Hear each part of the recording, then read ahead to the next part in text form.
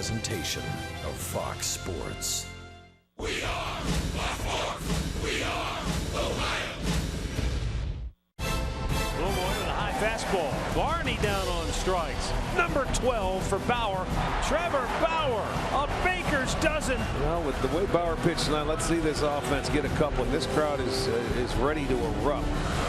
Saunders back. He's out of room. It's out of here. Oh, baby, did he love that one. Naquin with a drive deep right field. Saunders back. Can't make the play. Naquin off to the races. He'll go all the way to third. Sarba waving him around. Unbelievable. The rookie delivers in the clutch.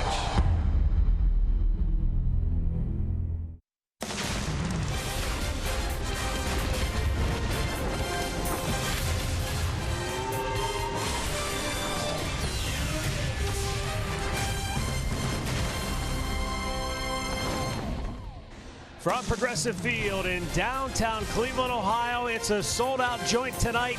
The place will be packed with Indians fans. They'll be rocking the Francisco Lindor jerseys as the Indians continue this homestand against the Toronto Blue Jays. Hi again, everyone. Matt Underwood alongside Rick Manning. There's an old saying in baseball that when you sit down and watch a game, you just might see something you've never seen before.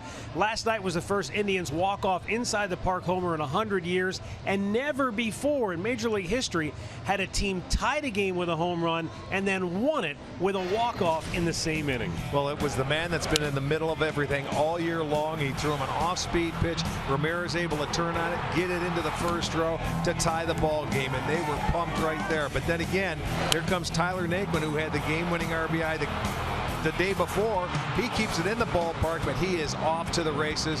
Upton comes over, he slips, and then Mike Sarbaugh, the third base coach, continues to wave Naquin. He dives. This was the best game of the year by the Cleveland Indians, and exciting for the fans. I don't see how you could get anything any better. No doubt about it. Tyler Naquin. Look at some of the notes. Brago Roth. 1916. Archie was almost 100 years to the day, only a couple of days difference. Love the name. To the last time it happened for the Cleveland Indians. Just incredible. And the first time walk-off RBIs in consecutive games since Albert Bell. So that was fun to watch. All right, so tonight's pitching matchup. First, we've got Josh Tomlin on the hill. He hasn't won in the month of August, but his last start out, he was much better. Lost a tough decision to a very good Boston club. Well, Josh has got to keep the ball in the ballpark, and it's a home run hitting team. He's 2-4 since the All-Star break, and Josh is coming back off the list that he was on for 5 days. He'll be back trying to keep the Indians in a ball game, but he's going to have a tough customer in Aaron Sanchez. 12-2 on the year. He's 7-1 on the road, and this guy throws a heavy sinker. So hopefully Josh can put zeros on the board. When you look at Sanchez, a very good breaking ball, but that fastball there has so much movement. He does not give up many home runs. 10 on the whole year. He has not given up a homer in 6 straight starts, and he does not give up a lot of base hits. They have to maximize everybody and every time they get somebody on base. All right, that's the matchup for tonight. We'll be back with tonight's first pitch. Plus, we'll check in with Andre Knott, who has more on Tyler Naquin's rock star moment. Cleveland Indians baseball is brought to you by WB Mason, the official office supplier of the Cleveland Indians. By McDonald's, I'm loving it. And by your local Toyota dealers, visit buyatoyota.com. Toyota, let's go places.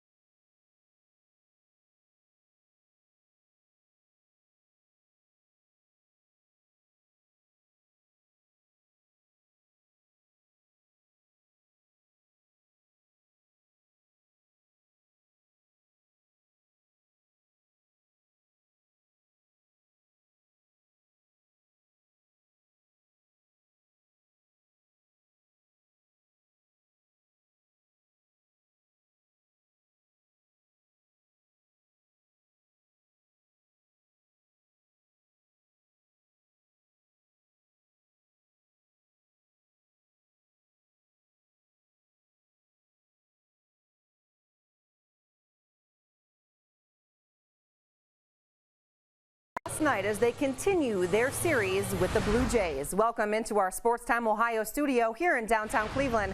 I'm Ashley Collins. A lot of American League action to keep you updated on tonight. First up, the West leading Rangers are in action right now, taking on Tampa Bay. The Rays would grab a 2-0 lead when Luke Maile gets his first major league homer. Tampa Bay is up 2-1 in the top of the fourth. And the Red Sox now a game up in the AL wild card. They're a half game behind Toronto in the East. Drew Pomeranz on the mound going against Daniel Norris. Boston was a 10-2 winner last night over the Tigers. Lots to keep you updated on. Now we'll send it back out to Matt and Rick at Progressive Field. Thank you, Ashley, and we have a packed house tonight. They're waiting to see Tyler Naquin and the Tribe take the field. Tyler just got a huge ovation when he was announced as part of the starting lineup tonight for Cleveland. You know, when you think of sports, there are moments, snapshots frozen in time in your mind you can recall. You think about the Manny Ramirez home run off Dennis Eckersley and his reaction, the wow when he walked off the field after that home run. Well, we had one of those moments last night, and with more on that, let's go down to Andre Knott. We definitely had one of those moments last night, and with all the Cleveland t-shirt companies, I'm sure we'll all be wearing it on a t-shirt before we know it. But for Tyler Naquin in his rookie year, there's been a lot of ups and a few downs. And last night, talking to Francisco Lindor, who was a runner-up in the AL Rookie of the Year award last season, who wants so badly for Tyler Naquin to become Rookie of the Year this year, talked to him about keeping Tyler calm and how he's been able to do it. And he says this picture and this shot tells you all you need to know about Tyler Naquin. I think he's loose already. Look at that picture. He loose. My man is loose. It's fine. It's fine. Show everybody that's loose, right? Yeah, he's loose. He's loose. I mean, it's just a matter of him staying confident, you know, believing in himself day in and day out. And remember, he did it back-to-back nights. He wasn't starting any of the nights. He comes in, late in the games, does what he got to do. First at bat, he strikes out. Second at bat, boom, he wins the game for us. It's huge. You got to stay positive. You got to stay grounded. You got to stay humble. You know, that's a great point that Francisco brings up. He didn't start either of those games, but he came in first time as a pinch hitter, won the ball game last night, second at bat. He wins the ball game. You got to be ready at all times. Yeah. Well, the Indians have taken the field. Let's take a look at the starting lineup that Josh Tomlin will face tonight for John Gibbons and the Toronto Blue Jays. There's Brooke Jacoby, the former Indian, the Toronto hitting coach, and the Blue Jays starting lineup presented by Spitzer Automotive. Devin Travis will lead it off. Ezekiel Carrera batting second. Edwin Encarnacion will hit third. Russell Martin, who homered last night. Troy Tulowitzki back in the lineup hitting fifth. Michael Saunders sixth. Melvin Upton in center field is seventh. Darwin Barney in for the injured Josh Donaldson will bat eighth. And Ryan Goins will bat ninth. And our Honda starting pitcher for the Indians is going to be Josh Tomlin. Josh is 11-6 on the year, his 23rd start. He has one start against the Blue Jays this year. It was a good start, a no decision. He went 6 innings, gave up 7 hits, allowed a run. He walked 2 and struck out 8. He's 1-0 in his career. At home in his home park here at Progressive Field, 5-3 and a 4.22 ERA. And he's facing a tough customer today, so you're going to want to see him put up zeros early if he can. We'll set the defense for you behind Josh tonight, brought to you by Jeep.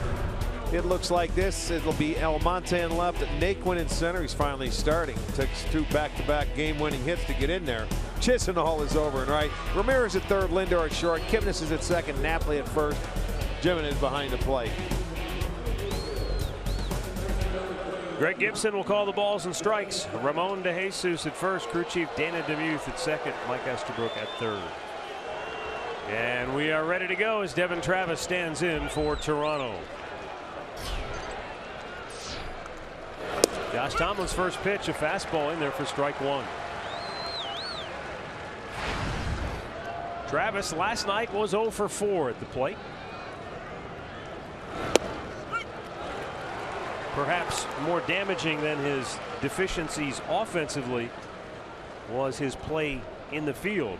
One of his errors led to an Indians run. Yeah, or lack thereof. You're right on the one play that Kipnis going into second base, he couldn't hold on to the ball, and he went on to third and came around to score. Now the 1-2. Got a piece of that.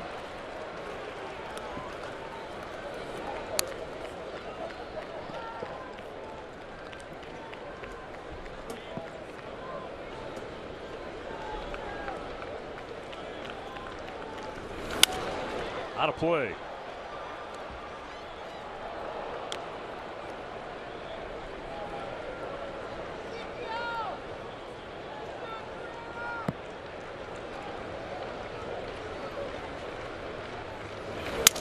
Just threw his bat at it. Sounded like it cracked, but he's got himself a leadoff single to right field. Yeah, he was out there. I don't even think that pitch was a strike, and he was able to at least reach it. It didn't crack the bat. Listen, right off the end of the bat. I mean, when you hit a pitch like that, you know you're looking away. I mean, because that one was well off the plate. So give Devin Travis credit. He hit a very good pitch.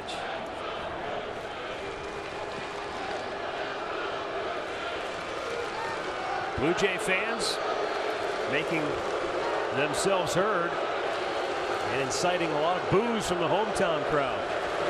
That happened last night in that first inning, and then they took a quick 2-0 lead, and everything sort of settled down. But the first inning, they were loud.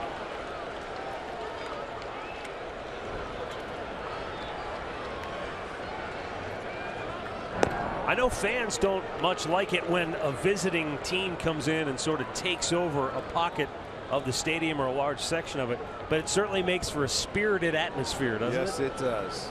Yeah, it's fun to see. They were a stunned group last night at the end of the ball game. The Toronto fans were, but the Indians fans, I mean, this place was rocking last night. That was the best baseball game I've seen, I think, all year long. Good pitching, and just you know, it was a up-tempo game that ended up coming down to the last out of the ball game. It was fun to watch.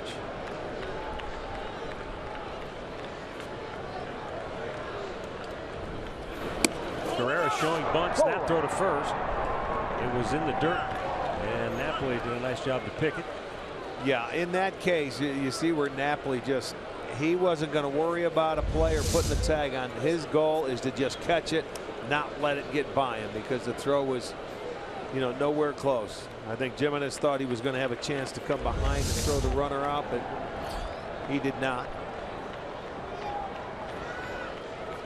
Ramirez in at third, looking for a bunt.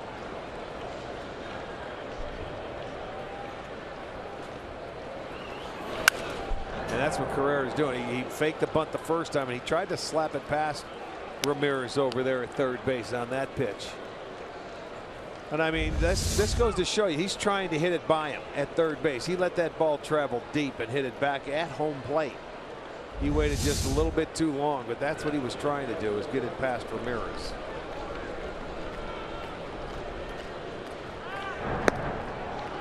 Keeping a close eye on Devin Travis, who went back with a dive.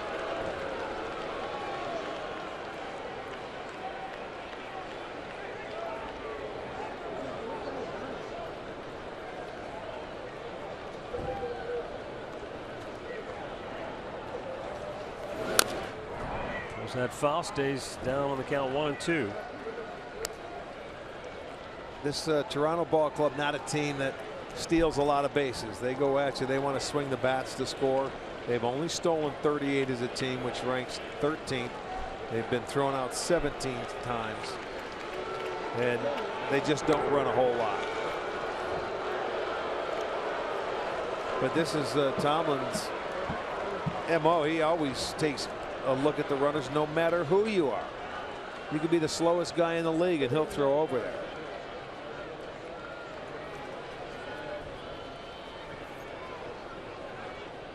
The 1-2 swung on and missed. Tomlin strikes him out. One away.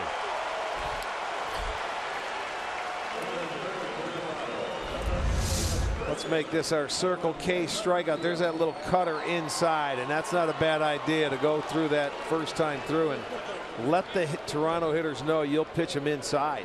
He didn't do that to Travis, and he cracked his bat and got a base hit, but he stayed inside there to Carrera. Gets the first out and his first strikeout.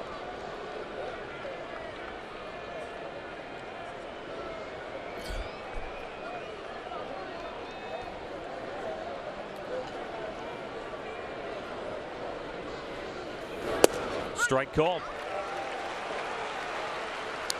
Edwin Encarnacion was 0 for 4 last night.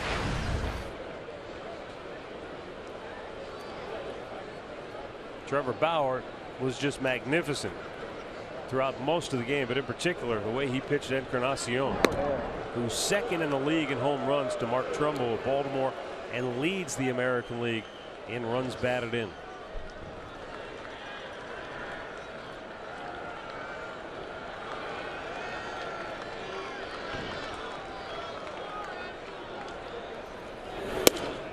A little high, 1-1.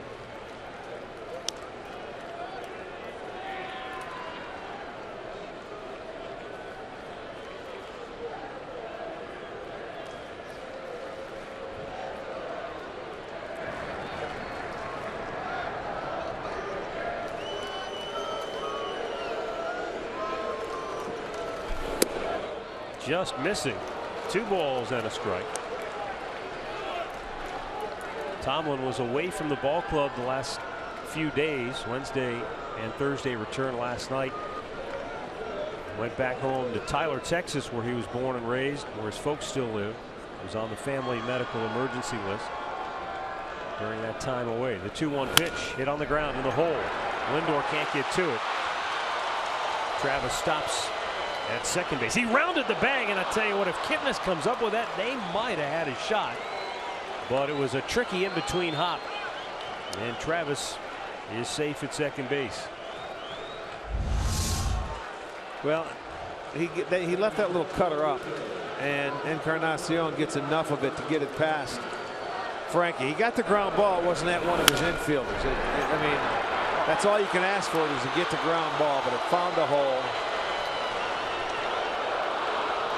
Looked like Kip tried to make the tag before he had the ball. Never really had it completely in his glove. He was going to be safe anyway. So 2 on, 1 out.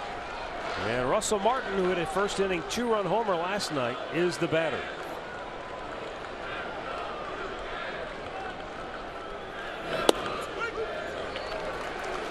Russell Martin, a veteran, knows all too well the up and down nature of this game. He went through a 1-for-19 spell at the plate, and since then he's 10 for his last 19 with 5 home runs.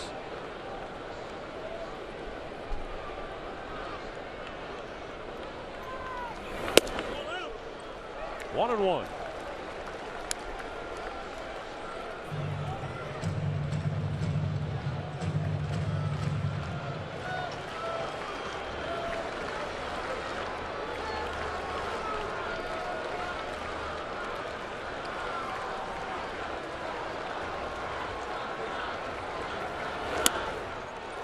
Took off on him, and it's 2-1. Well, that was first pitch last night, and that was 2 runs. And Martin does a nice job. When he hits the ball, he puts it in play on the first pitch. He's up over 500 as a hitter. Very good. He did that last night. Popped him in the air. And Lindor, the shortstop, backing up. Infield fly rule. 2 down.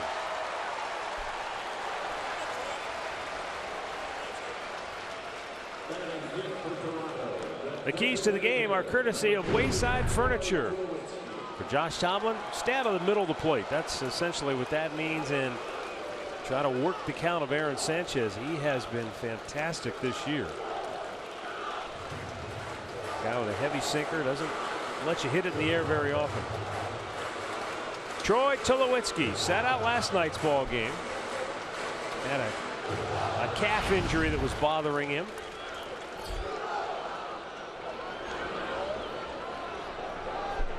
He's been swinging it pretty well of late in his last 8 games. He's batting .400 with 10 runs batted in. Broken bat, roller to short. Lindor to second. Inning-ending force. Josh Tomlin works around a couple of first-inning singles. The Indians are coming to bat.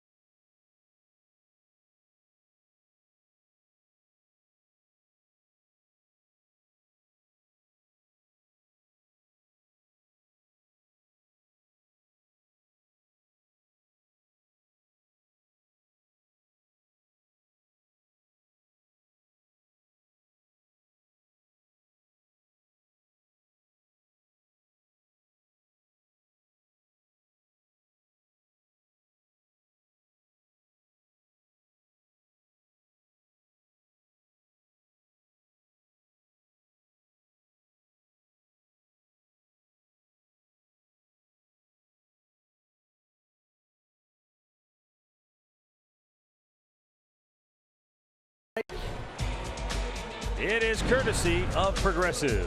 For Terry Francona tonight, Carlos Santana leading it off. Jason Kipnis bats second. Francisco Lindor third. Mike Napoli will bat cleanup. Jose Ramirez batting fifth. Lonnie Chisenhall is sixth. Tyler Naquin, last night's hero, bats seventh, and it's Abraham Almonte and Chris Jimenez getting the start, batting ninth. And the Hyundai starting pitcher, Aaron Sanchez for the Toronto Blue Jays. What a year he's having, 12-2.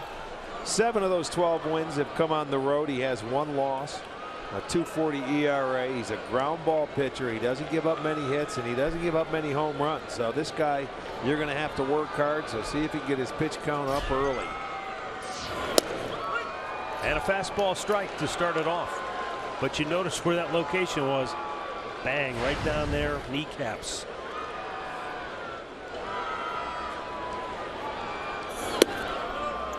Up and away that time.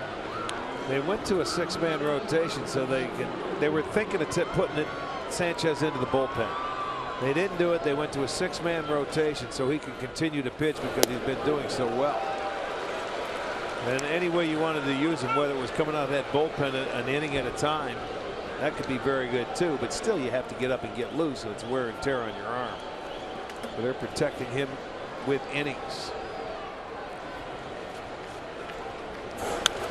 It's such a hot button topic, I know, for fans, because you think back a few years ago when Washington basically shut down Strasburg at the end of the year.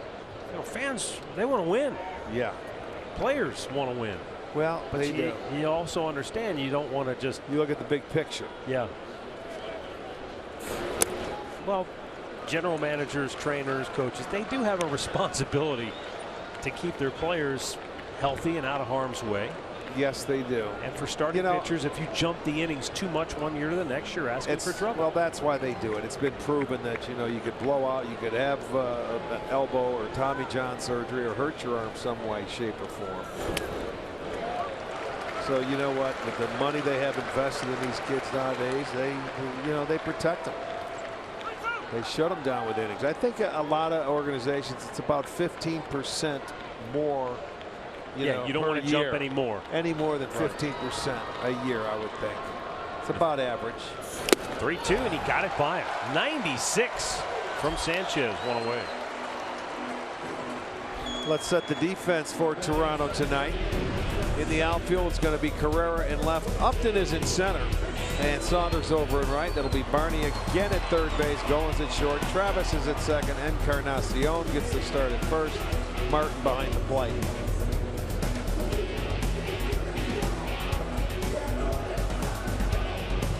Jason Kipnis to the plate. He had a key role in that come from behind win last night. He got the Indians their first run. And that came in a situation where Jason got a base hit. And then he went to second on a ball in the dirt. Or actually the ball that got away from Russell Martin. The ball he should have caught, actually.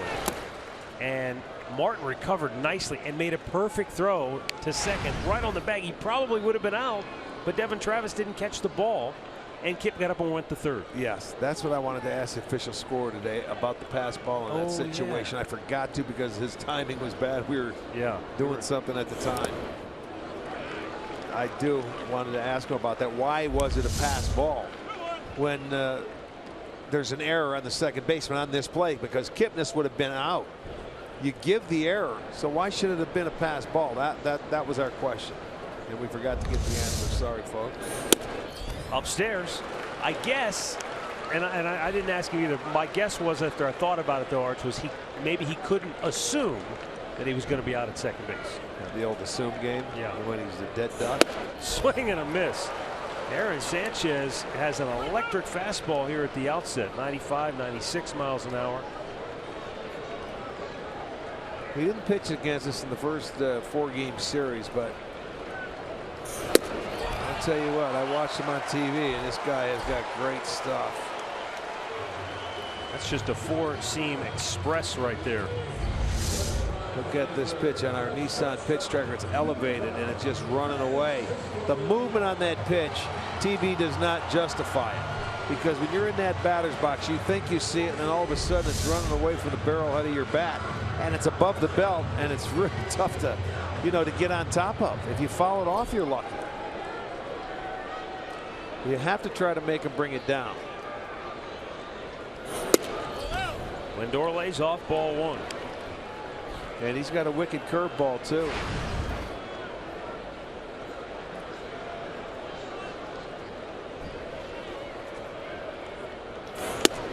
That's a good pitch. Started off the plate, ran it over the inside corner.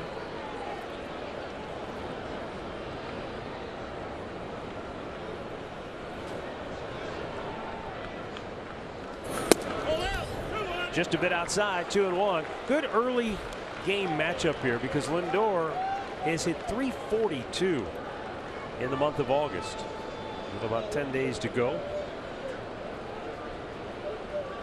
Sanchez, as Arch told you, he's been just dominating. Came with that same pitch.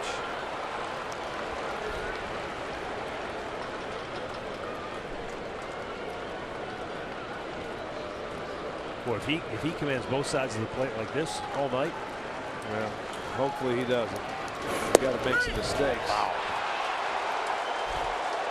Wow, wow, and wow. He strikes out the side to start tonight.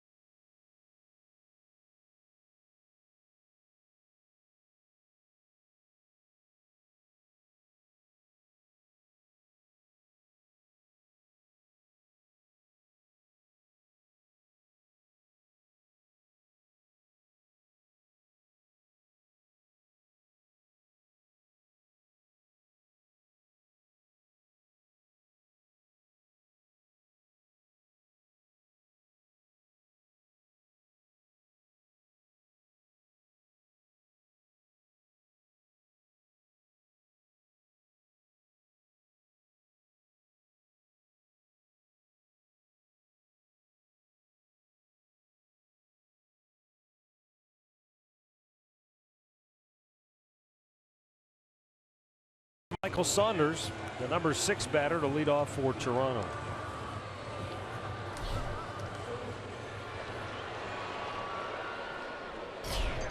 Saunders was hitting in the number 2 hole last night.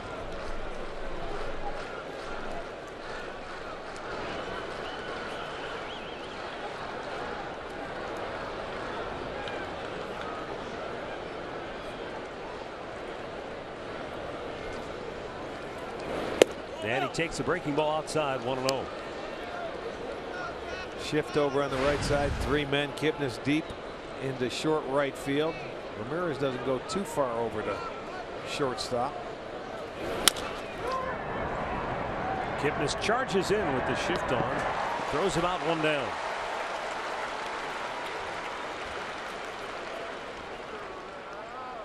Injury report brought to you by the attorneys at Elk & Elk. Chicago Cubs losing a couple of guys to the DL. Hector Rondon, a former Indian, for their bullpen. John Lackey, one of their 5 starters.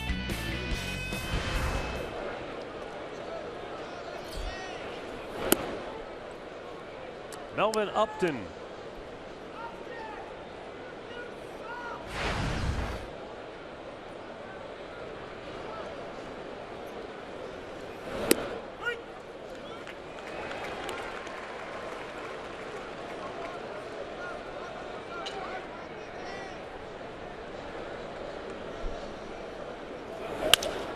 Right at Lindor. Gobbles it up. Throws him out. 2 away. Well, Indians baseball is live with the MLB.com at-bat app. Stay connected all season with radio broadcasts, video highlights, stats, news, and more.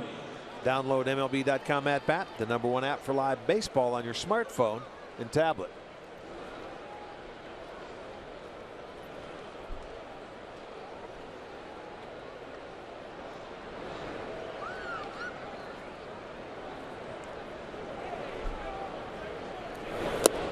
Darwin Barney takes a look at a breaking ball in the dirt.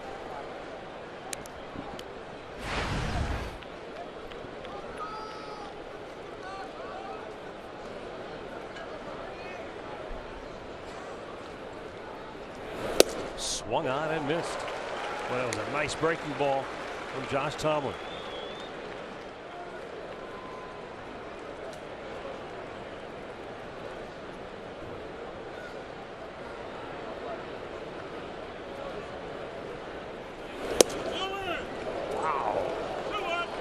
Said it was inside. Greg Gibson, the home plate umpire, clearly making the audible distinction that the ball was inside, but not by much. The 2-1. That one was way inside. He swung at it anyway, and he gets a base hit on a little bloop shot that falls in shallow center field. He checked his swing just enough, and that ball was at such a weird angle. I don't think Kipnis could get a good jump and go back on it. And as he did, he just reaches up. Look at, because it's not a swing. He wants to try and stop it. And Kip had a tough angle because it was directly over the center of his head. You don't know which way to break. And that ball just gets over his glove for a base hit. Nothing you can do about that. That means Barney's getting a little luck tonight.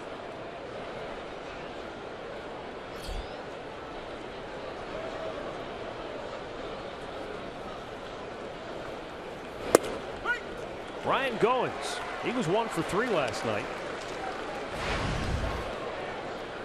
And that's something as you take a look at his season numbers. Spent quite a bit of time on the DL, rehabbing in the minors. He hit better than 300 while he was down below. But his struggles at the big leagues this year have been real. Just 29 hits and 166 at bats.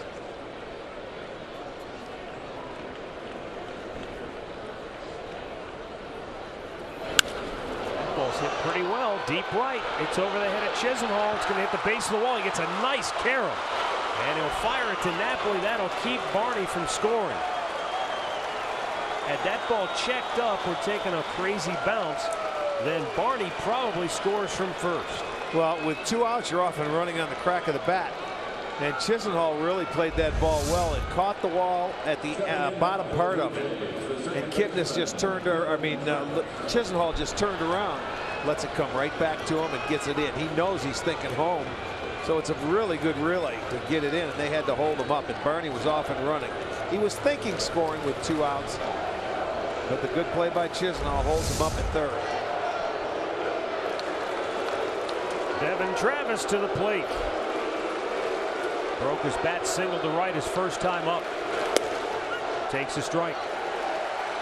Yeah, already Toronto 4 for 9 that first time through the lineup.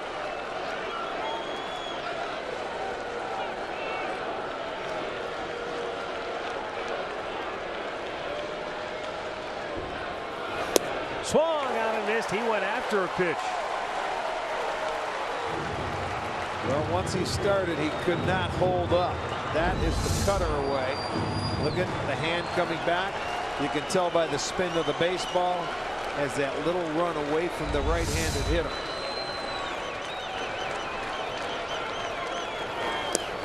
Couldn't get an offer that time.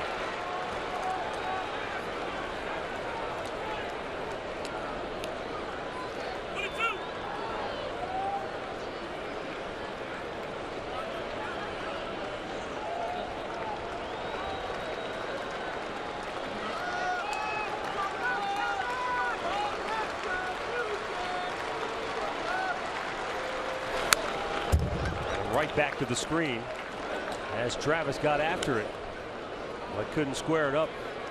He's down on the count, 1 ball, 2 strikes, with Blue Jays at second and third and 2 down here in the inning.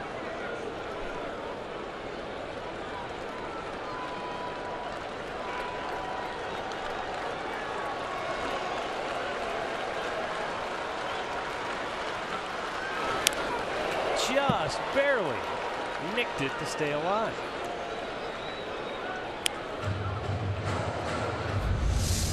Right off the end.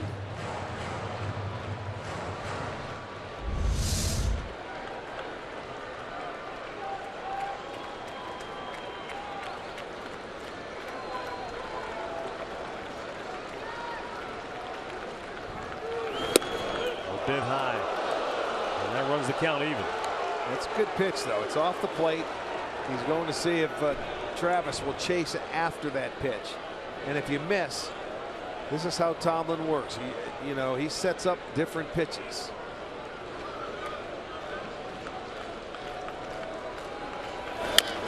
Slowly chopped to third. Going to be a tough play for Ramirez, and he can't make the play. And the Blue Jays are going to try to score a second run, and they will. That's just flat out great hustle. Goins didn't hesitate, and when Ramirez didn't stop and overran the ball and never caught up to it, he had to go back to get it, and by that time it's too late. So how about an infield single, 2 RBIs on a ball that doesn't travel 90 feet. As soon as it hits his finger, it goes straight down. Look at Goins. He continues to hit third. Just all out great hustle right here. Heads up play, because it was a do or die play for Ramirez. So you're going to get 3 consecutive hits with 2 outs. Boy, that's just tough luck. Ezequiel Carrera struck out his only time up, right at Lindor, who'll go the long way, and the inning is over. But the Blue Jays strike first again. They lead it 2-0, middle of the second.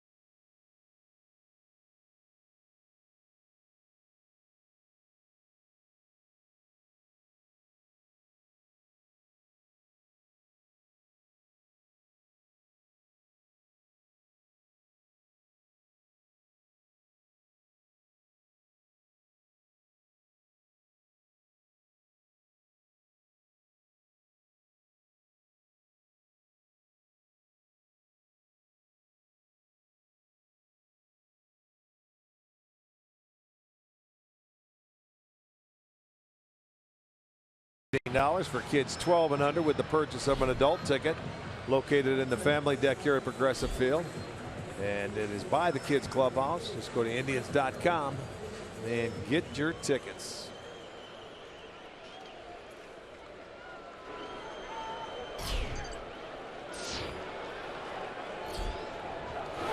Mike Napoli leading off, takes up high, ball 1.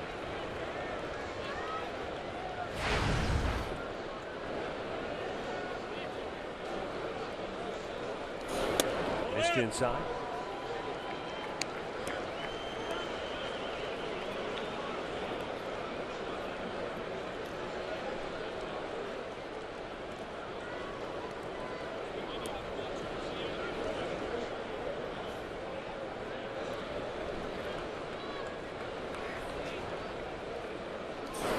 Broken bat Barrel goes to short, and Goins did a terrific job. He was watching the bat with one eye, watching the ball with the other.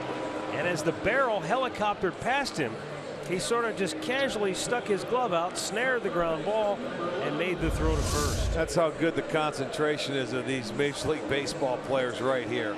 He saw the barrel of the bat coming. He realized it wasn't going to get that close to him, and he ends up making the play. Look at it. He picks it up. Now go back to the baseball. That is concentration, folks, right there. Great play.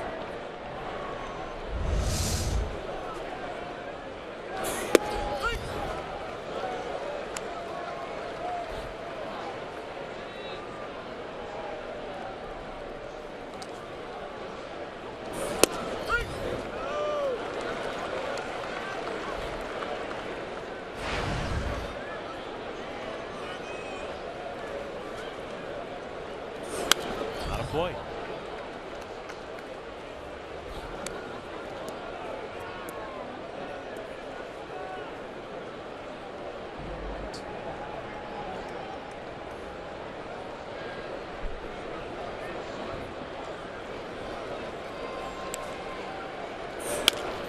Right back by Sanchez, and the second baseman Travis throws him out 2 away. Let's go down to Andre with more on Blue Jays starter Aaron Sanchez. Well, it's no surprise. Everyone in the Indians dugout knows Sanchez has explosive stuff. But the one key that they have, if they're going to try to drive the ball in the air versus Sanchez, you have to go the other way. Because of the downward movement he has on his pitches, most of the time when they see a guy pull him, it's into the ground. You don't pull this guy in the air very often. So they know they have to be disciplined and drive the ball the other way when they're looking to really drive it.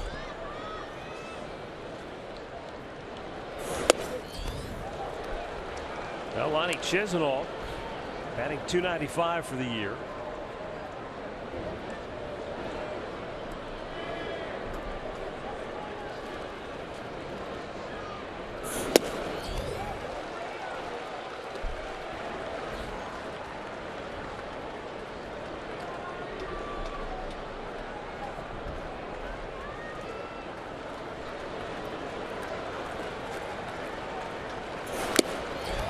Blew him away. Aaron Sanchez 6 up 6 down has struck out 4. 2-0 Toronto.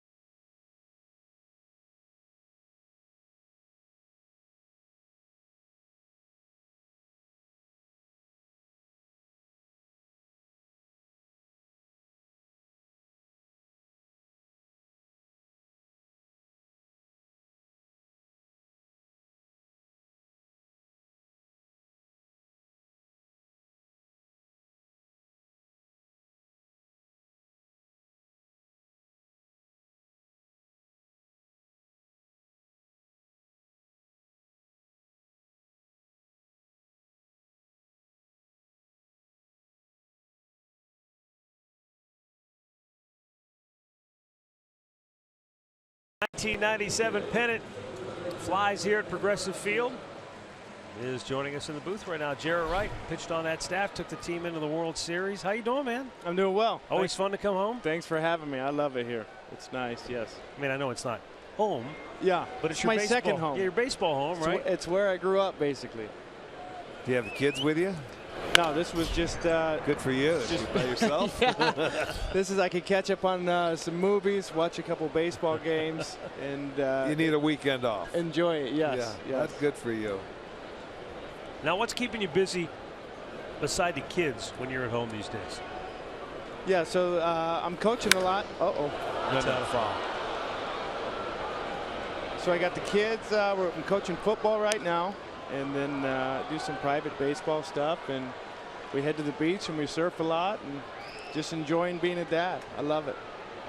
Do you see Chuck Finley at all? I know you guys are tight out there, and you live in the surrounding area. Yeah, Finn. We play golf maybe once or twice a month. Nice. We try to get out there. Chuck's an awesome guy. Boy, Josh Tomlin made quick work of Edwin Encarnacion, his second strikeout tonight. 1 down. Now, what position? Do you have a position specialty that you're coaching in football? Or are you offensive coordinator, DC? What do you got? No, I'm just out there to look mean, I guess. That's why you grew the beard? That's it. That's it. Unfortunately, there's a lot of gray in this beard, so we might have to shave it off. Well, you've got a nice suntan. You've been out there working hard, man, huh? Yeah, in the water, we got to catch as many waves as possible out there. Now, do you go? Are you one of those guys first light of day you're in the water? So for me, I like to take the kids to school about 8:30, and then I'll try to jump in the water then, and then wait for them to get home, and then it's on. We got baseball practice, dance class, football. Nonstop. The whole deal. But what a pleasure! I mean, being here last night for that game, watching that battle. Trevor pitched amazing. Yeah. I mean that was fun to watch. So this is a real treat for me. Well, I'll tell you, that was one of the best games of the year. I mean, just the way it was played, well pitched all game. They were able to come back. That closer comes in, Ozuna, who's been very, very good. He threw a couple of splitters that he left in, middle in, and they took him. It was a great game. Shades of the mid-90s. That's hit a long way. Back is Naquin, and he won't get it. Russell Martin homers for the second time in as many games. And it's 3-0 Toronto.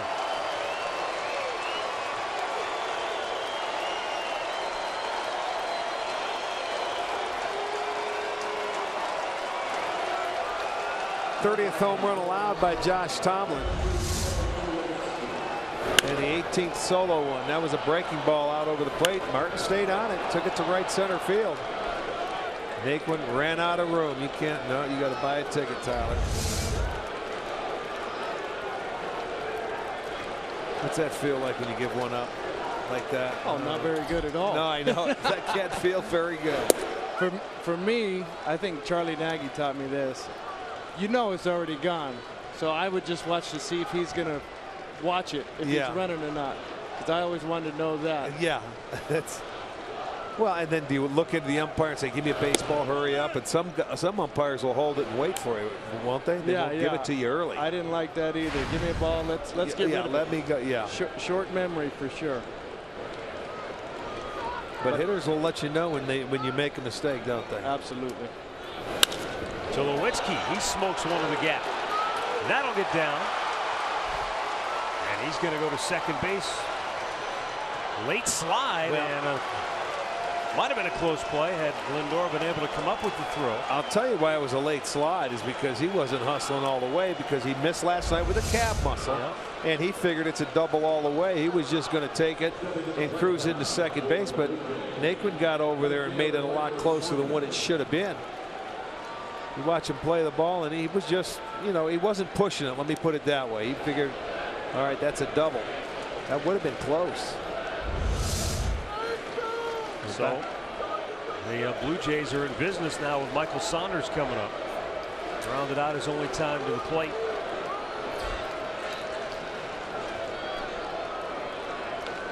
Toronto up 3-0 here in the third.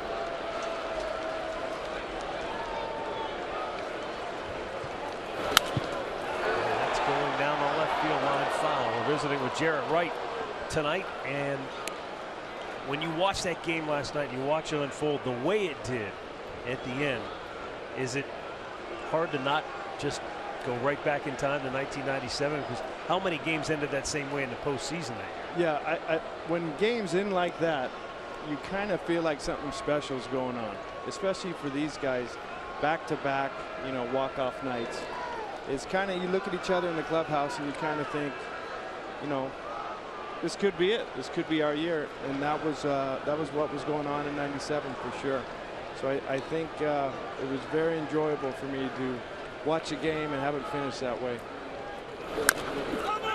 Well, that's the one thing this team has, Jarrett, we will tell you, is a great chemistry. You know, with the manager, the players, they're starting to come together. I know you don't get a chance to watch it or not, but this young man, he's a rookie this year. He came in the night before, had a sacrifice fly, won the game on a walk-off, and then stepped in last night. Didn't start either one of those 2 games, and stepped up and had a big role. How about that, the rock star coming up? That's beautiful.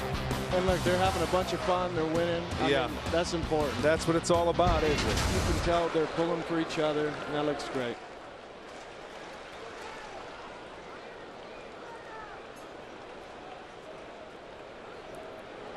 They got a nice blend of young players and some veterans that have been through the trenches before. You know, you think back to that '97, just that playoff run alone. In the division series, you guys had a walk-off win on a ball that I don't think it ever left the infield. I can't remember the pitcher. I don't think it was Rivera, but it was Ramiro Mendoza. Remember, hit his leg and it carried past Jeter, who was going up the middle, and it just kind of went the other way and win a game there. Baltimore, you win a game on a pass ball. Yes. And then, of course, Tony Fernandez on the road, not a walk-off, but you know, I mean, just so many crazy ways to win a game. You guys did it every way imaginable. It's a great way about baseball. You know, you always talk about you have to hit or a home run or you think you're going to win a game. But a lot of times it's the little things when you get down into playoff baseball. That's how you win. Fun to watch. The 2-2. Right at Kipnis. He's going to go to third. He's got Tulowitzki and a rundown. He can just run him back to the bag. Yeah, he's not running well. He should have just stayed put if that's the way he's going to play it, and gets caught in the rundown. They get him out of scoring position. That's a nice out there. 2 down. Going to bring up Melvin Upton as John Gibbons doesn't look amused. Well, he may not be amused, but he put him in the lineup and he thought he was well enough to play.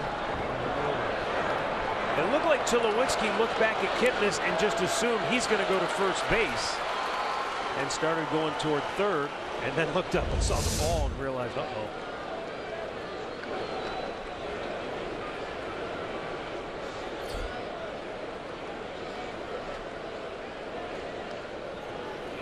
Melvin Upton swings and he drives one deep, and that's not coming back. Second home run of the inning. Blue Jays have scored 3 more and lead it 5-0.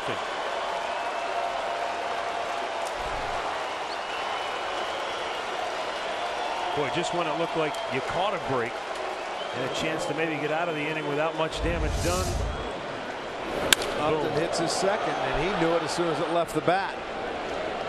Both the home runs coming to right center field off the right-handers bat, and they have a 3-run inning, so they are putting it on. And I'll tell you what, it's going to be a tough night for the Indians now with offensive. They have to do it against Sanchez, so you've got to put zeros on the board from here on in. They're not getting cheated right now. They're swinging. It's 0-1 on Darwin Barney.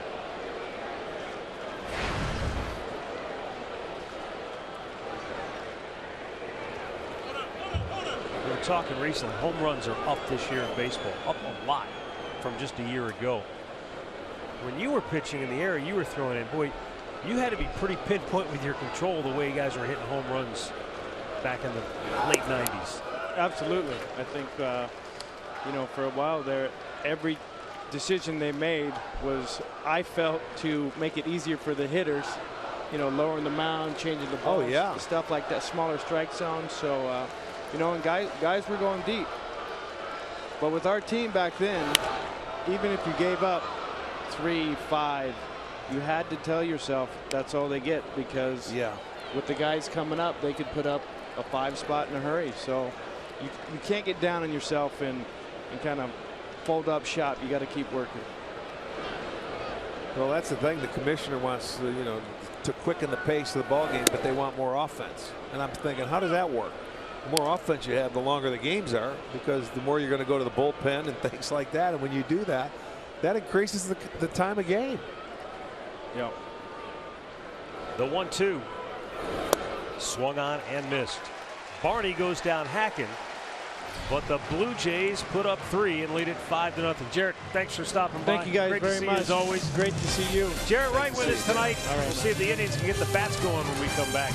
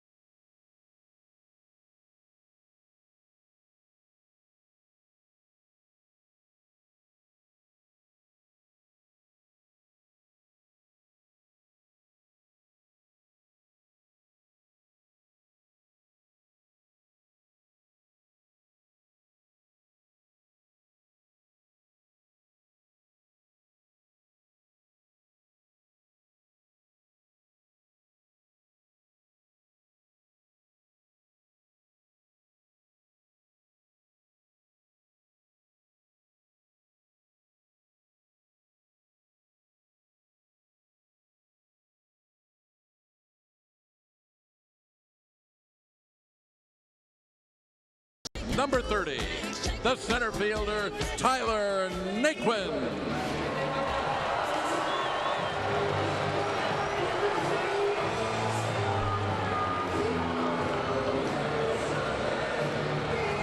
Tyler Naquin announced to the crowd for his first at bat tonight, but somewhat muted cheers after the Blue Jays just put up 5 runs early in the game. Yeah, the bats sort of took the crowd out of it. Well, and the fact that Sanchez looks nasty here at the outset. Well, that's only 2 innings. They're going to have to get him out of the stretch and see what happens.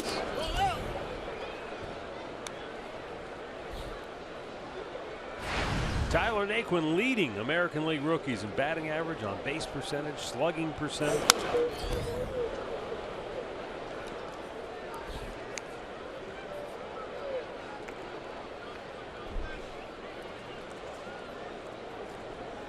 He's second among rookies in home runs. 4th in RBIs.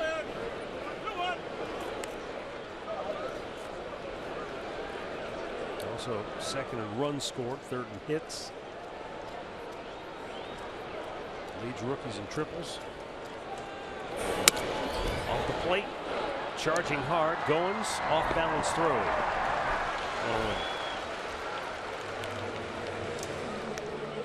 Stat of the game brought to you by Buick. Last night in that 9th inning, Jose Ramirez tied it with a homer. Naquin won it with the inside the park shot. There's just some cool, crazy numbers that came out of that thing, or little anecdotal statistics.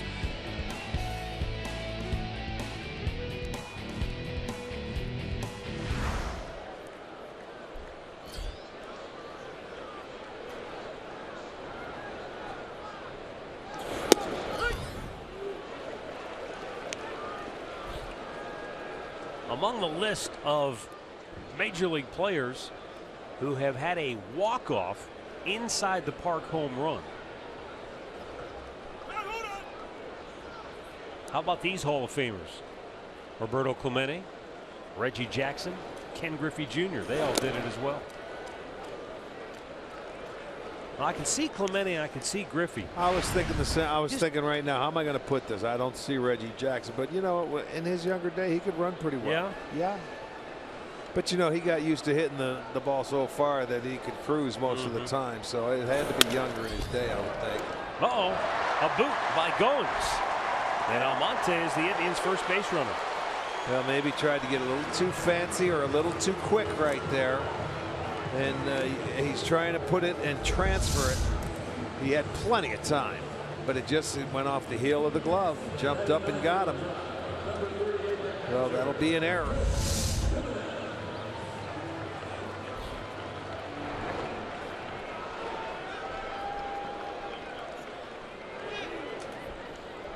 One on, one out for Chris Jimenez.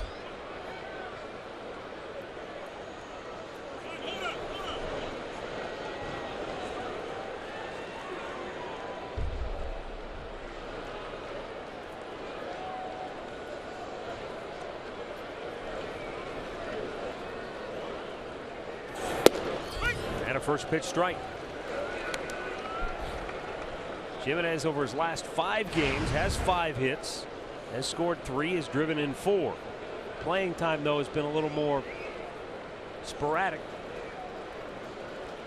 Roberto Perez has been logging most of the time behind the plate. Up the middle. And a double play ball ends the inning. Through 3, it's Toronto 5, Cleveland nothing.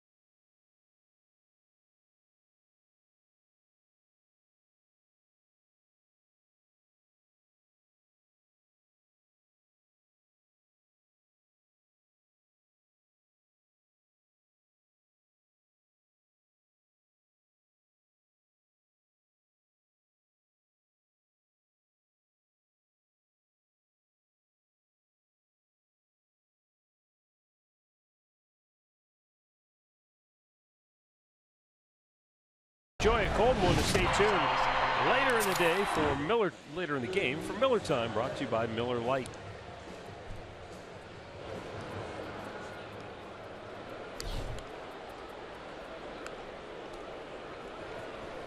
Josh Tomlin goes back to work here in the 4th inning. Ryan Goins to lead it off.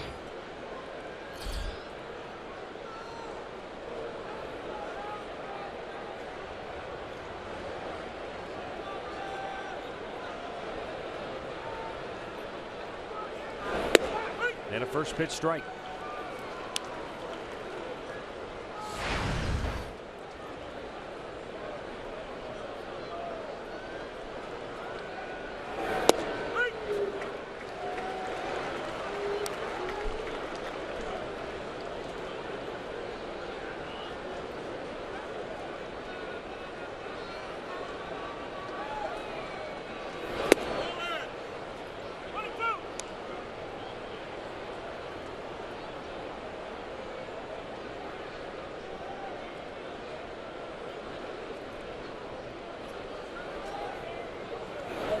Bounced in front of the plate.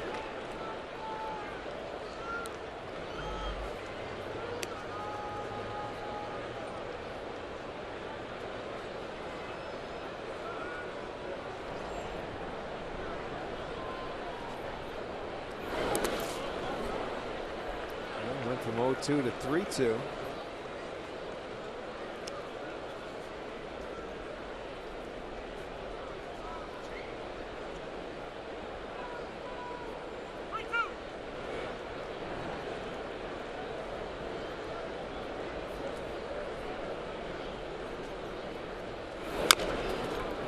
Slowly chopped by the mound. Kipnis with the glove flip. One down. Time for an in-game update. Here's Ashley Collins.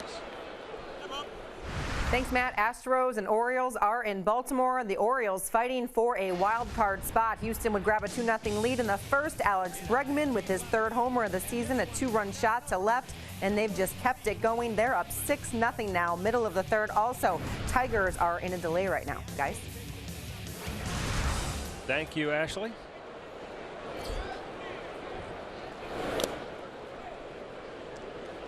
That was a wild one last night. I was going to say just wait a while. We'll see if Baltimore comes back and turn the tables like Houston did last night on them after 4 first-inning home runs.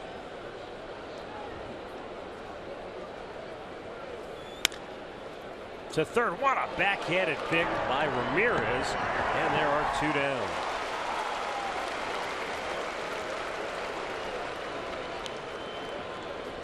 Well, it's all about the footwork. He got himself in a good position, and on the backhanded side, nice and soft, the soft hands, gets it on the short hop, and the easy throw across. Out number 2.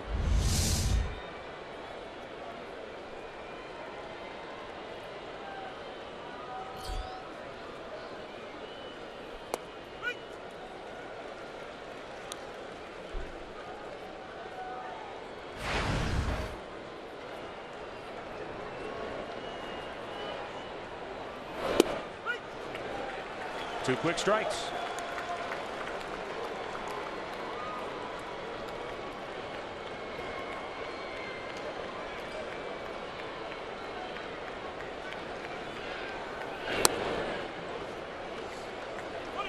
He went in there and got a strikeout in his first at-bat on Carrera. He tried to do it again, but Carrera laid off of that pitch in off the plate. A little high with it. 2 balls, 2 strikes.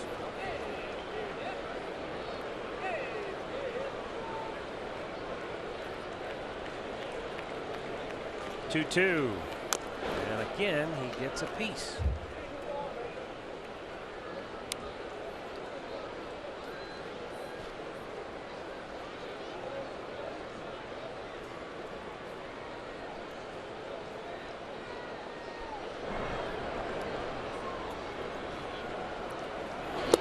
And he got him looking. Josh Tomlin with his first 1-2-3 inning of the night. He has struck out 4, but the Blue Jays lead it 5-0.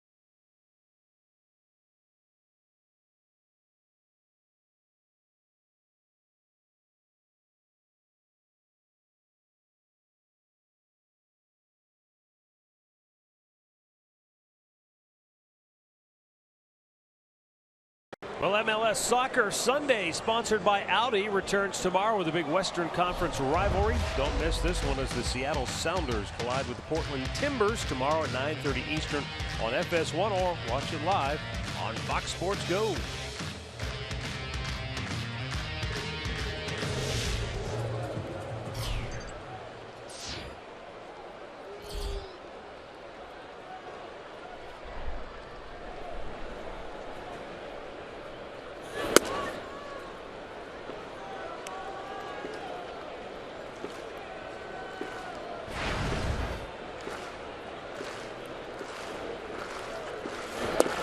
At the knees, a strike is called.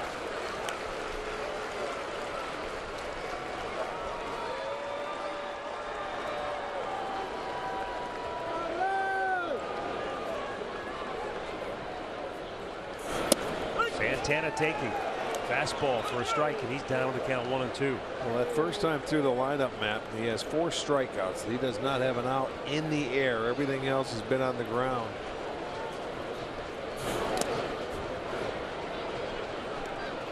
Told you he has a good sinker. He's got the breaking ball, but you're seeing firsthand the velocity, the movement. Yeah, I mean, it's tough to get it up in the air. That's why, I mean, they say if you want to drive the ball, you stay inside. You got to hope he makes a mistake.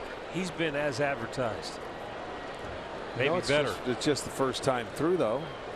The key is getting him, you know, out of the stretch. Then you knock him out of the toe hold. That'll make that sinker away look even better now. Well, he's been effective by using both sides of the plate tonight as well.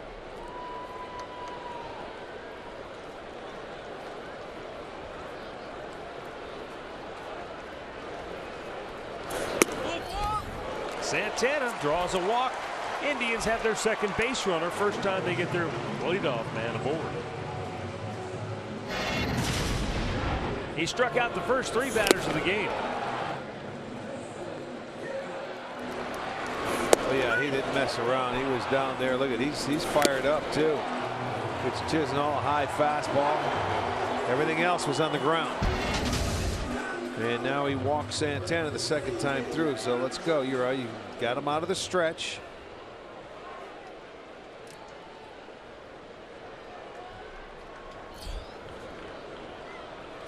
You know, here's a guy that we mentioned. He hasn't given up a home run in his last 6 starts coming into this game. He's only given up 10 on the year, and now 155 in a 3rd inning. So it's tough to elevate. So you got to work. You got to take advantage of your base runners, which is hard to do if you don't give up many hits. Well, he's 2-0 to Kipnis here.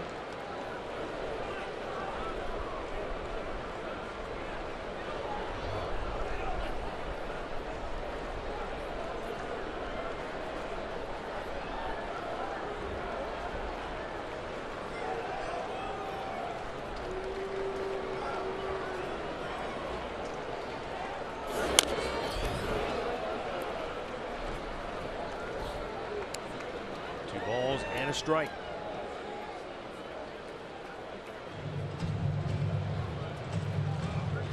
Kipnis on pace to drive in 90 runs this year, which would be a new career best.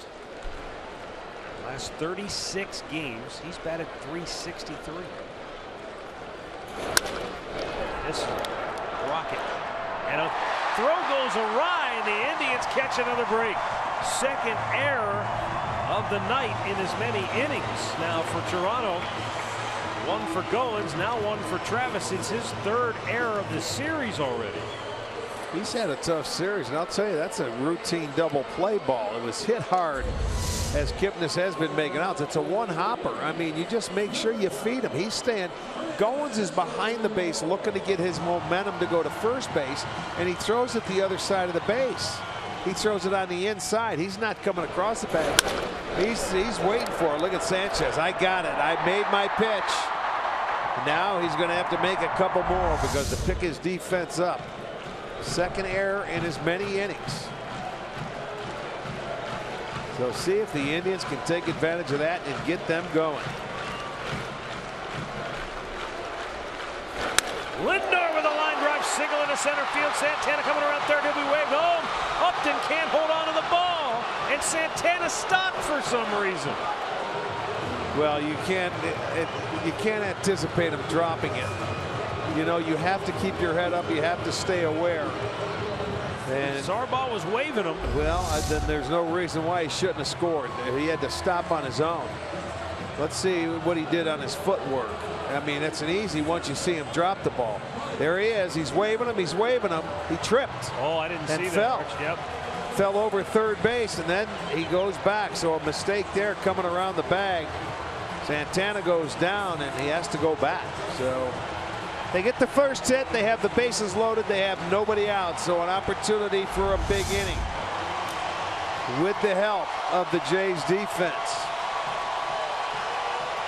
The crowd senses it. They're into it. They want to see one swing and get me back into the game. But unfortunately, with this guy, let's just work on line drives. That approach by Lindor was nice. Line drive, take it back up the middle. This sold-out crowd getting up on its feet, many of them rising up.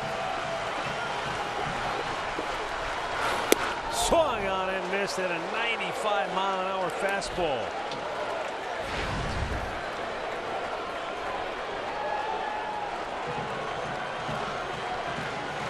Some of these folks tonight probably making their first visit to the ballpark this year. They want to see what a party at Napoli's is all about. High fly ball, center field, routine for Upton as he drifts back, makes the catch. Everybody tags. 2 of the 3 move up. Scoring is Santana. Kipnis to third. Lindor had to retreat back to first base. 1 down, Indians on the board. It's 5-1. Napoli is 87th RBI on the year. All right, sacrifice fly, just what you're looking for. You got the guy in.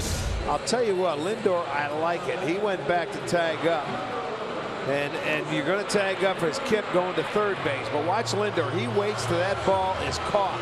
He doesn't go back because there's nobody at first base. If it gets over Barney or Travis's head, then he's going to go to second base. But the Indians are on the board.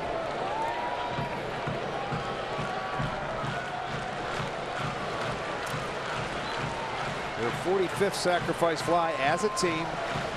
Now you want one more to get in here, at least one more. Well, Jose Ramirez would appear to be the right man at the plate. He's going to need a new bat. Excellent with runners in scoring position this year, hitting .382. That's the 4th best average in the American League. As we take a look at our T-Mobile greater coverage of baseball, when there are 2 outs, he's been even better. There's only 1 out in this situation. And late in the ball game, pretty much every time he comes up the bat, he's going to do something. He's special. been in the middle of it all year long. Anytime something is going on, it seems like Ramirez is part of it, one way or the other.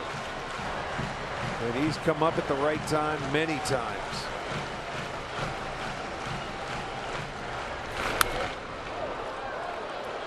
Out of play, 0-2.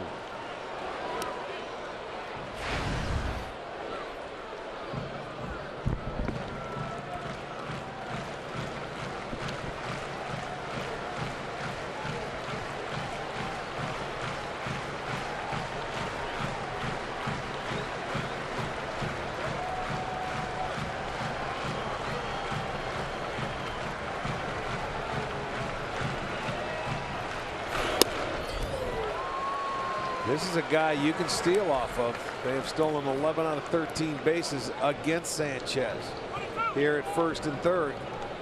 You may want to pick that curveball if he throws it. I'd be surprised if he even did, because Ramirez hit the off speed, the splitter last night for a home run.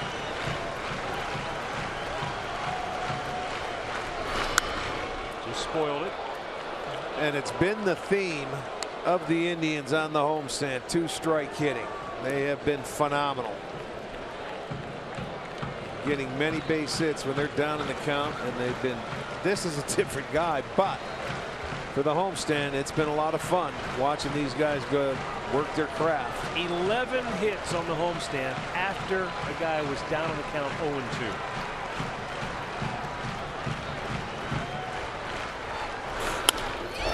12th. There you go.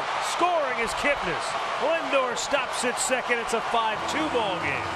And once again, Jose Ramirez with runners in scoring position. The Heat miser is money in the bank. And what we tell you, I mean, it's tough to get on top of one of his high fastballs, but he did. How he got on top of that surprises me. Man, he put a really nice short stroke. Yeah. And that's what happens. You get the 2 strikes. When you watch good hitters hit, they give in a little bit. They don't try and do much. They take what is given, and that really should have been an out. You credit him to a great job of hitting. All right, they got 2 on the board. Now they're making it a ball game. Very well. Now you still have 2 runners on and just 1 out. Thanks to the defense. It's set up. Now with runners in scoring position, now a 388 mark on the year. So he just bumped it up 6 points with 1 hit. Encarnacion wants to know how you got that hit. Sandy hates that. You get to first base, he's coaching. He don't want you talking to the opposition. Listen to me. There's 1 out, Tony. He's trying to tell him, you know, what he needs to know. Talk to him later. Lonnie Chisenhall steps in.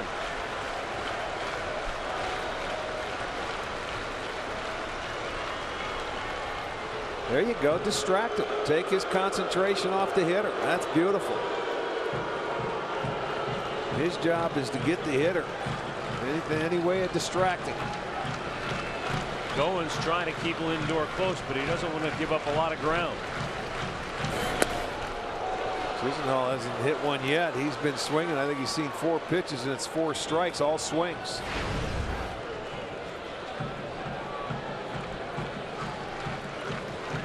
Sanchez has really tried to attack the left-handed hitters with the fastball up and away. Yes.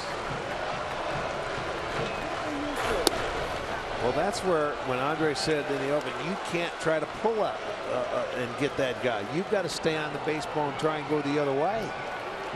If you're going to even do anything, you don't want to hit it in the air. You're doing him a favor if you try to. The shorter, the better.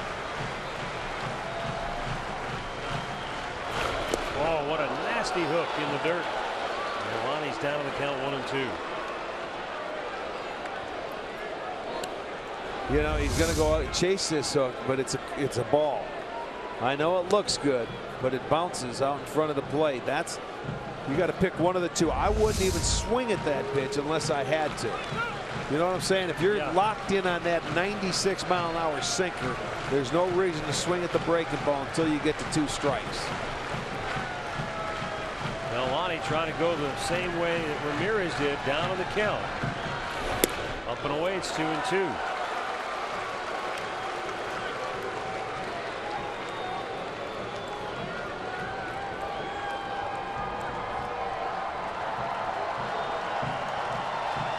With runners in scoring position on this homestand, the Indians have batted .368 as a team. The 2-2. Got a piece. And that was 94. That was bearing in on him.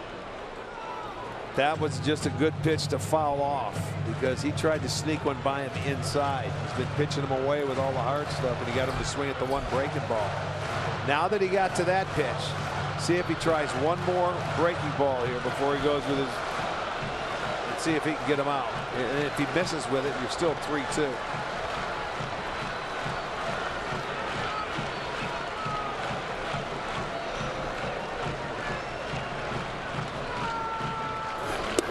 Missed with it. There you go. Okay, he missed with it. 3-2. Now you don't have to worry about that pitch. I wouldn't think in a full count. He's got to go with his bread and butter. That's the fastball. I'm looking for it up and away. 2 on, 1 out, down 3 in the 4th. That's fouled back. Every pitcher has his go-to pitch, and this is this guy, and it has to be. It's so good. It's explosive, the movement.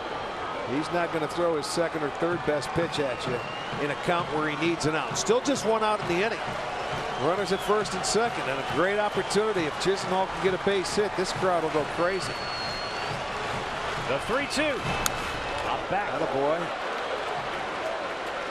tell you one thing, Archie, if anything, they've really made Sanchez have to dig and That's work. what they had. That's what they needed. An inning, making him work out of the stretch, and it came at the benefit of the defense, where he walked the leadoff man, and they blew a double play ball, and they've been able to take advantage of that.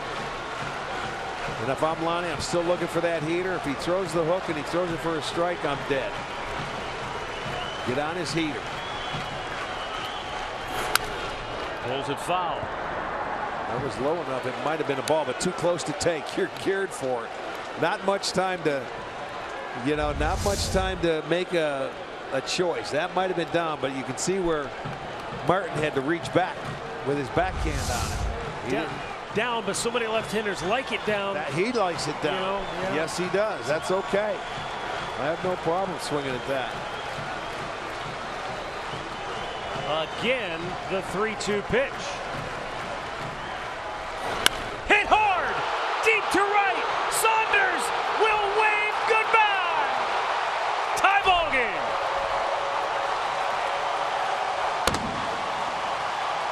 How about that for an inning?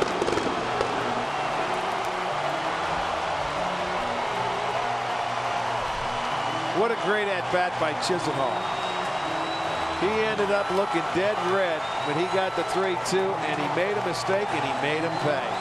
For Lonnie, that'll be his 8th. That's beautiful. I mean, down in his wheelhouse. You said he likes it down? This one was away. And he hits a 3-pointer, and that bench is going crazy. We're back to even, folks. And this crowd is going bonkers. 4th sellout of the year, and they have been treated to one whale of a 4th inning as the Indians have come back from 5 runs down to tie it on a 3-run jack by Chisenhall, and now Naquin shoots one out of play. Well, what an at bat by Lonnie. What was that, 10 or 11 pitches? 10 pitches. Wow, that was fantastic. That was a 10-pitch at bat. That was a great one. Now Naquin down on the count 0-2.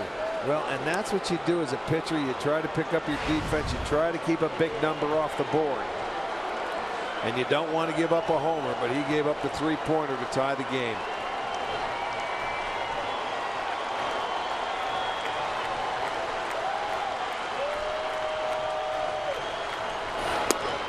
Well, this could be one of those games. The Indians with just 3 hits, all coming in this inning. Lindor got the first hit.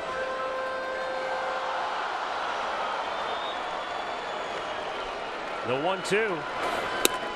With that home run by Lonnie Chisenhall, the Indians have now hit the 3rd most 2-strike home runs in the American League. Toronto's hit the most, Baltimore 2nd.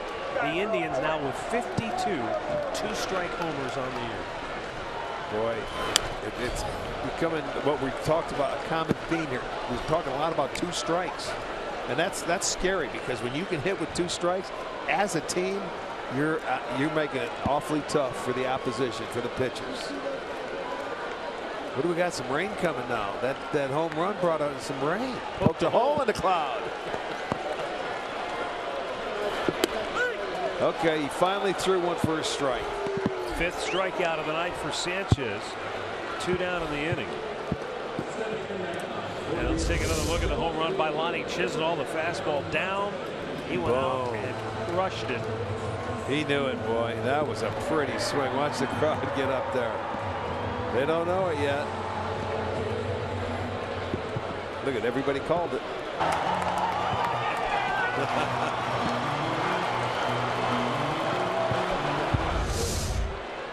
Abraham Almonte cuts and misses, and a ball in the dirt.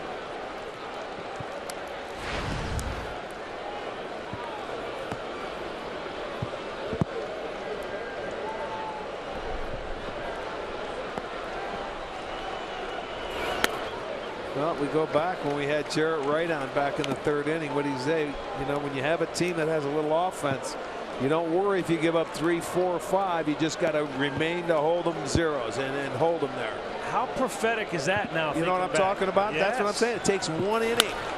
Line drive, and it gets by Goins. Almonte with a 2-out single. And that's what Josh Tomlin did. He gave up the 5 and went right back out. Yes. 1, 2, 3. And what happens? They come back and boom. That's a nice line drive off the bat. Almonte been stinging the ball the other way very well. This will be the 9th hitter in the inning. What makes this inning, though, I don't want to say improbable, but certainly unlikely, was the fact that Sanchez had retired pretty much everybody in order first time through. Almonte reached on an error in that 3rd inning, but it looked like he was on cruise control. Get him out of the stretch. Yeah. Let's see what happens that 2nd time through. He's now made 38 pitches in the 3rd inning. That's more than wait, hold on a second here. First 3 innings he made 37 pitches. He's made 38 now in the 4th inning alone. Well, his only start came May 2nd here last year. He went 5 2/3.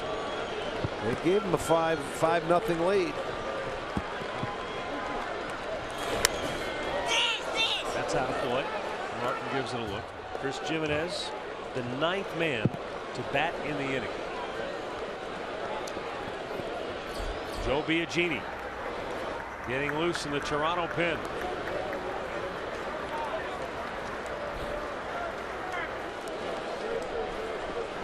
If you missed it, Jarrett Wright was on earlier with us, and he was talking about the '97 club and how this team, he said, you know, when you see what happened last night and the night before, he said, you start thinking, hey, something special is definitely going on here. He said that was the feeling we had in '97.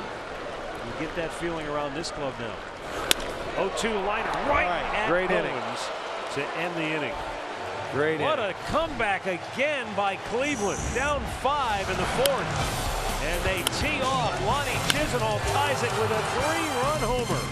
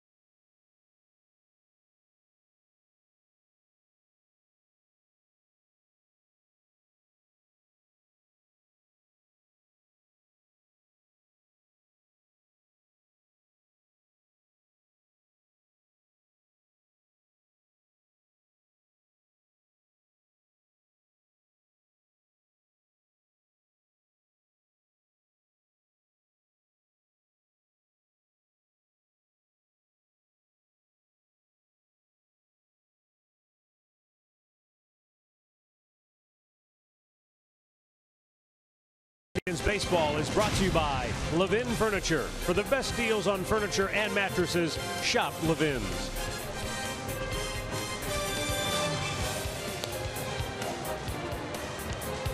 What a night here at the ballpark. Sold out crowd. They're packed in. A lot of Blue Jays fans here once again for the 2nd night in a row. It's not a far drive for the Blue Jays fans, and they came down. You see this battle of first place clubs. This is great. They jumped out again to the early lead, and the Indians come right back with a 5-run 4th to tie it up. So Josh Tomlin goes to work against Edwin Encarnacion, and he takes a strike like he was taking all the way. Please bunt. That would do us a favor. You can go to first now. Just bunt.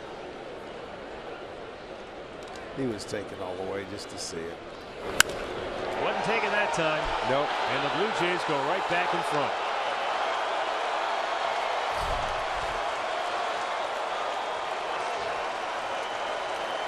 Encarnacion's 35th home run of the year, RBI number 101. Well, the response comes back from Toronto. They're saying, okay, you want to keep us out there for a while? It'll be the 3rd home run allowed by Tomlin tonight. It'll be number 32 on the year, and they tried to throw that, but he didn't get it in there. And I mean, he hit it high and deep. So they retake the lead. It's a 6-5 ball game.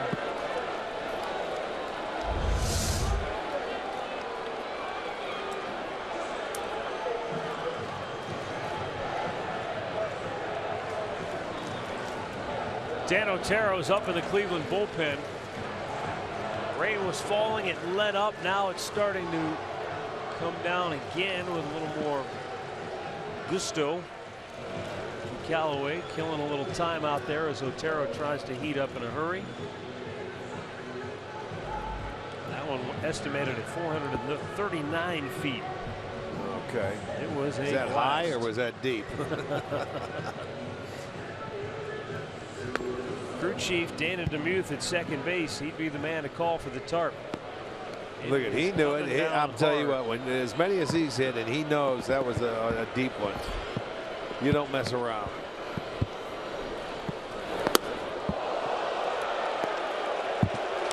Martin goes to the dirt.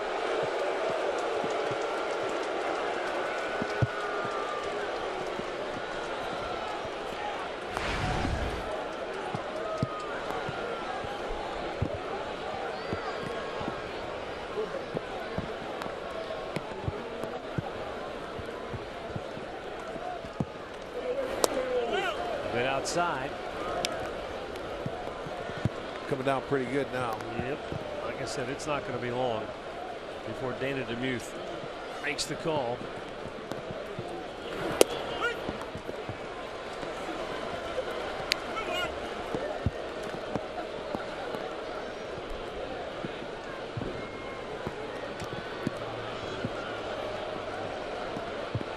Tomlin's 2-1 offering. Martin swings and fouls it back.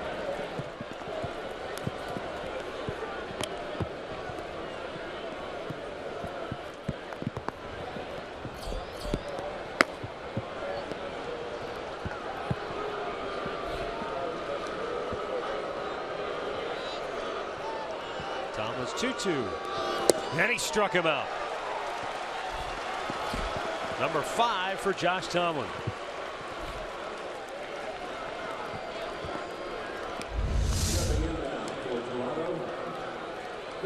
Well, he comes back inside, and he's able to get Russell Martin. After that first pitch knocked him out, he got back up and gets the strikeout.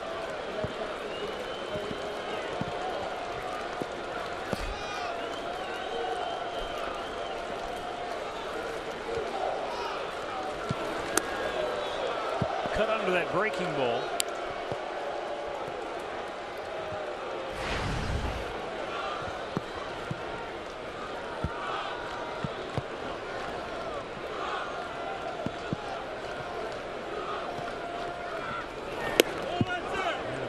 Inside.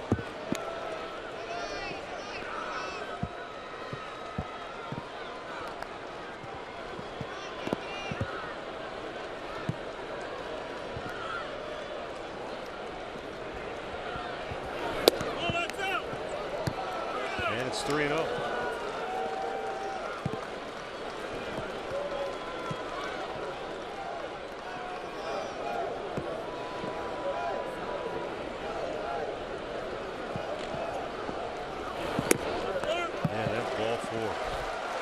Tomlin walks Tulowitzki on 4 straight, and up comes Michael Saunders, and out comes Terry Francona.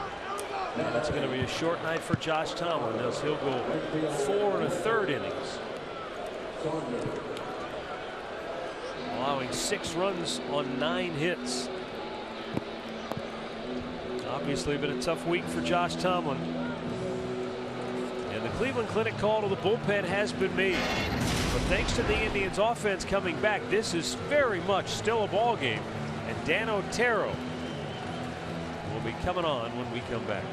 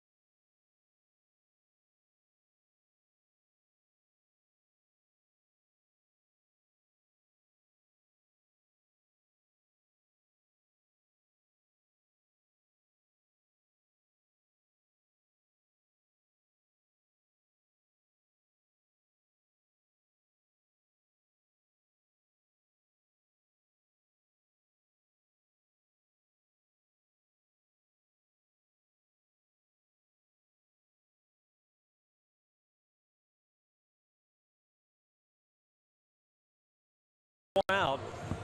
And the new pitcher is Dan Otero, 46th appearance of the year, 3-1, a 1.44 ERA. He's got the left-handed hitting Michael Saunders.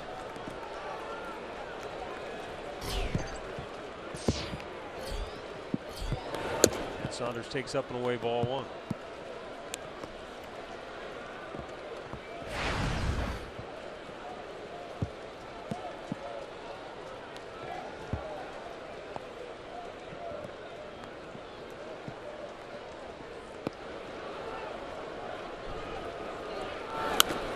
Fouled back out of play.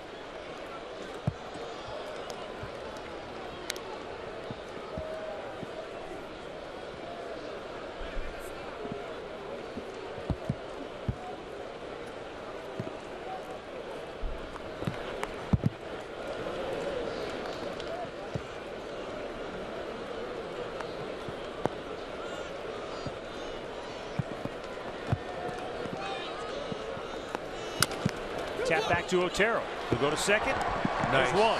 Back to first. A close play, but it's an inning-ending double play. Edwin Encarnacion goes deep, puts the Blue Jays back in front 6-5.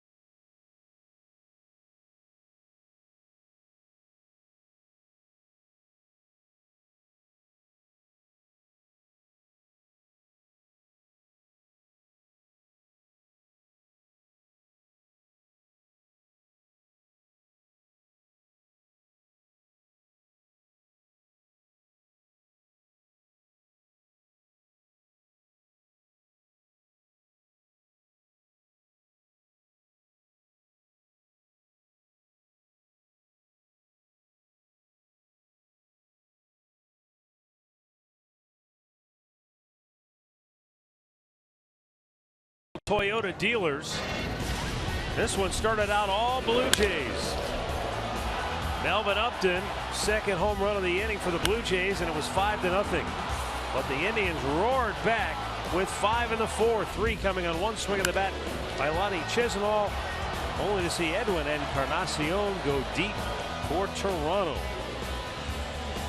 So we've had 4 home runs hit in the ball game tonight as you take a look at Joe Biagini, who's coming on to pitch now for Toronto. Last night in that game in Baltimore, the Orioles hit 4 home runs in the first 5 batters of the game. Right. Arch, last night there were 52 home runs hit in Major League Baseball. 1 week ago to the day, there were 53 home runs hit in Major League Baseball. 5 different times this year there have been 50 or more home runs hit in a single day. That's the most in the history of any season in Major League Baseball. Okay, then there's something going on here this year. I don't know if the ball is wrapped tighter or what, but it just... Santana grounds out one away. Thanks to our friends at Stats Pass and Mike Pachta for digging through the research.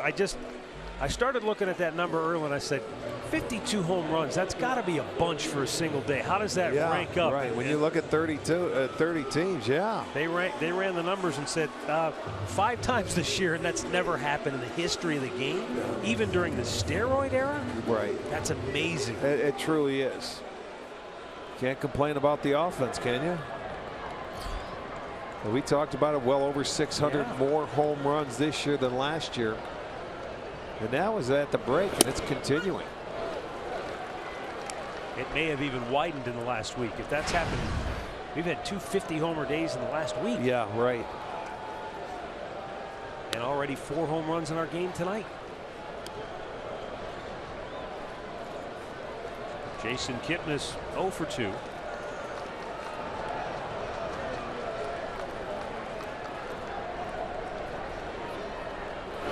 Big curveball.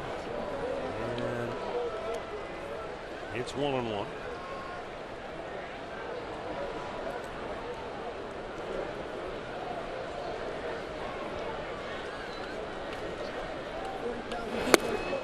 It's funny, pitchers, not all of them, I don't want to paint with a broad brush, but I think there are some pitchers, even former pitchers I've talked to, who say it's got to be the ball. Ball's got to be juice. It's wound tighter. There's something going on with the baseball. I don't know. You're right. I don't either. I don't think there's any proof of that. No. Bounce to second. People are going to say make better pitches and you get easier outs. They won't hit them as far. I heard someone earlier today on the radio talking about this, and I wish I could remember who it was, because I'd like to give them credit, and I don't remember exactly who it was, but they were saying that their theory is you've got hitters nowadays who have honed their swing path since they were 10 years old now, and if you make a mistake on that swing path, they're going to take you deep, but they can also be pitched to. So you're seeing a lot of strikeouts because they've got holes, but if you make a mistake in that swing path, these guys know what to do with the ball. They know how to drive it out of the yard. Yeah. And there may be more of them 1 through 9 on average than there were many years ago. I don't know. It was an interesting thought. I'm sure there's a lot of ways you can look at it, and people can sit down and talk about it. I don't mind seeing it. I don't think it's hurt the game one bit. I don't. That's what I'm telling you. I don't mind seeing it, because when you get guys that, like, pitched last night, Trevor Bauer, it was a well-pitched game last night, and Francisco Liriano, they locked up in a nice little battle. It just so happens that the Indians never homered until they got to their closer. Bauer was great last night, but he did give up a homer first inning. In the air, center field, and the Indians are going to go 1, 2, 3. 5 complete. Blue Jays 6, Indians 5.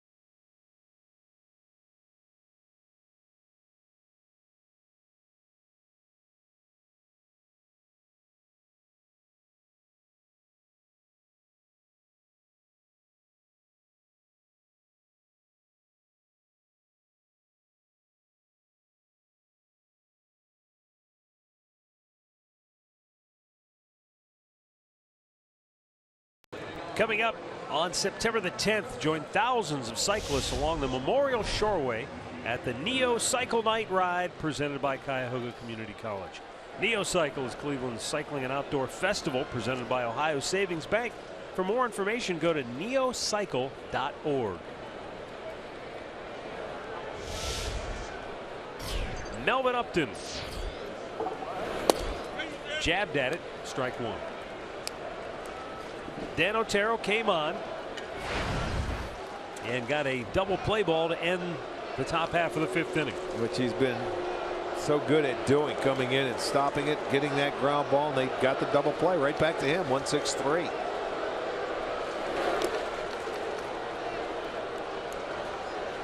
Looks like it pretty much stopped raining. The crowd coming back to their seats.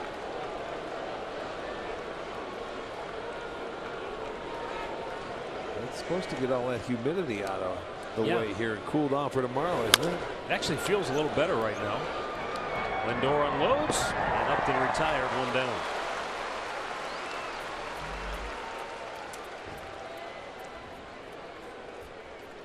Stepping in now for Toronto, third baseman Darwin Barney.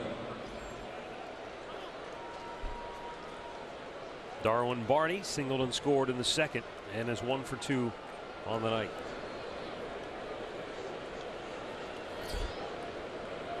Tell you one thing, it's been an entertaining series so far. Game 1 last night, and we played half a game here tonight.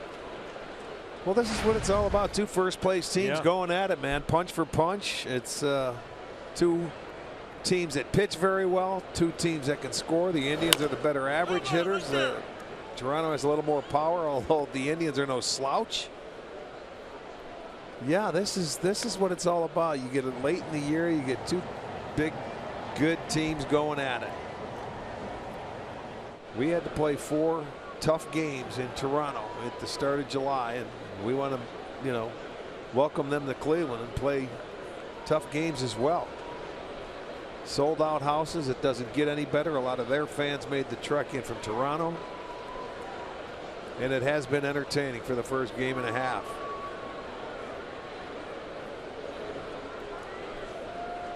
Yeah, if you don't like this, you don't like baseball.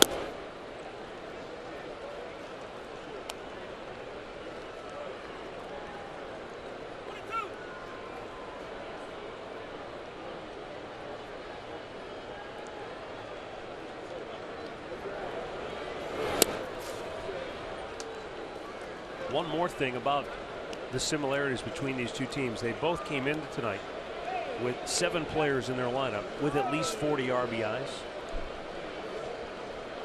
There are 8 teams in baseball that have 7 or more players with 40 RBIs in their lineup.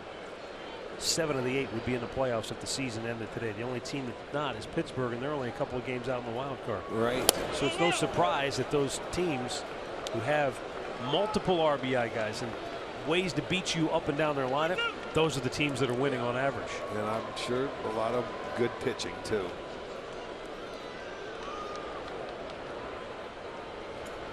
Otero deals, and a nice piece of hitting right there by Barney. Yes, it was.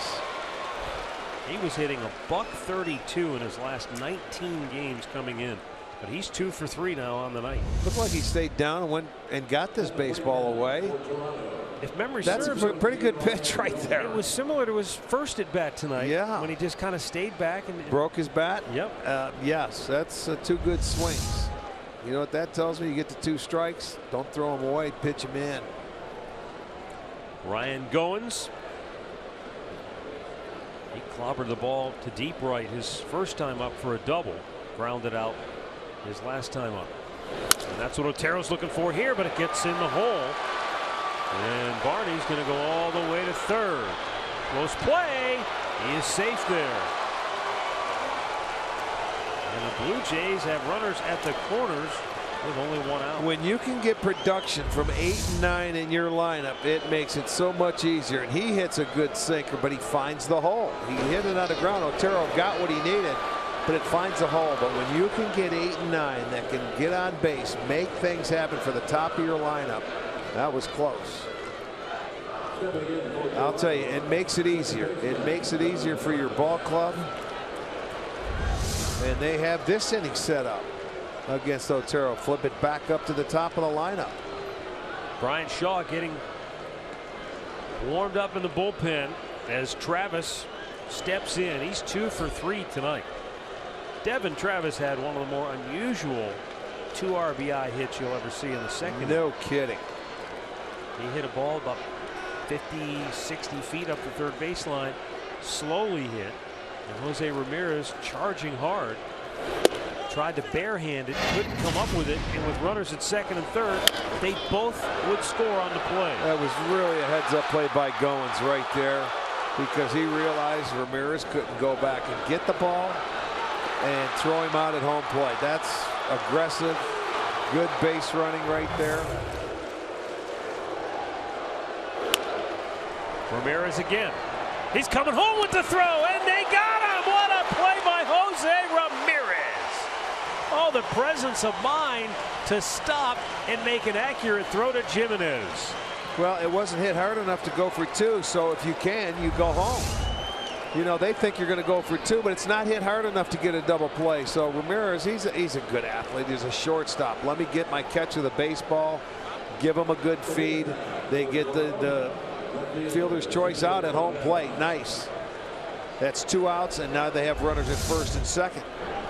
Good play. 2 gone for Ezekiel Carrera, who is 0 for 3 on the night.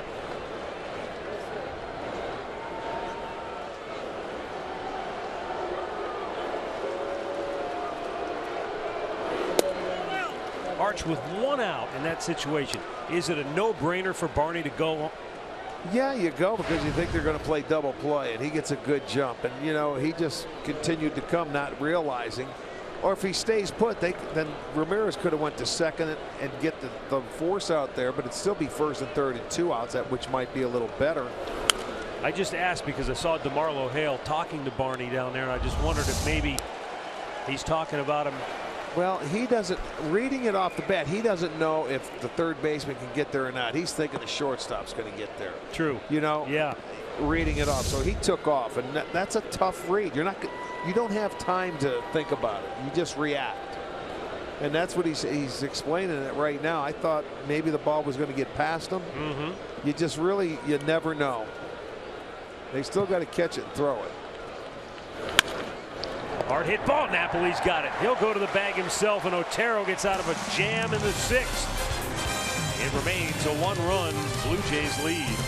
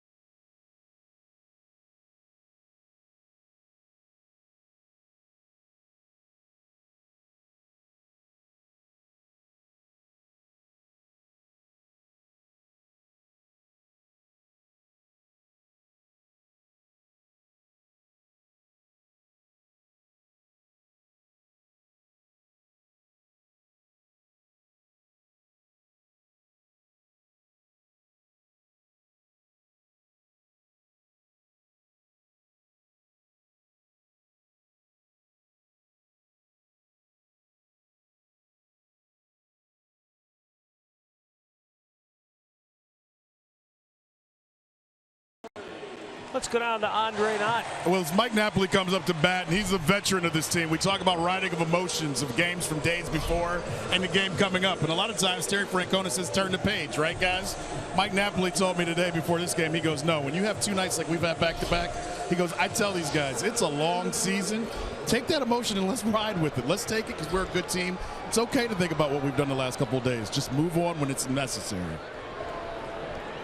Well, Andre, if you think about it, the last 2 nights, exciting, great wins for the Indians in walk-off fashion, but you could extend it back to 3 games in a row that were decided in the final at bat because you had the Cody Allen game against the White Sox in the middle game of that series, a game that looked like the Indians were going to win, and he got beat up in the 9th. The White Sox came back and won it, so they had to deal with, hey, we've got this game. Right. Oh man, now we've lost it. They bounce back, they get a walk-off win, another walk-off crazy win. So the emotions, they go from one end of the pendulum all the way to the other too. And that's why he says you got to ride it, the wave, as the wave comes to you. And you know, for somebody like Mike Napoli, that can mean a lot of things. But that's all he's saying is ride it out. We're going to have to go through a lot of this over the last month and a half of the season. Well, I like the way they were down 5-0 and they tied it up in 1 inning. I don't think I've seen Knapp do that all season long. Not a check swing like that, no. Well, there's 1 out for Jose Ramirez. Indians down a run. Ramirez, another clutch RBI hit in the 4th and then scored. He's hit in 5 straight games now.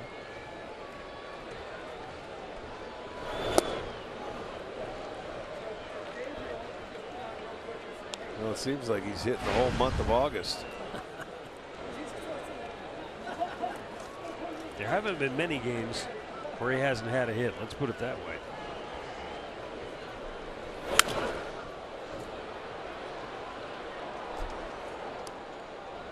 He's only hitting .397 this month.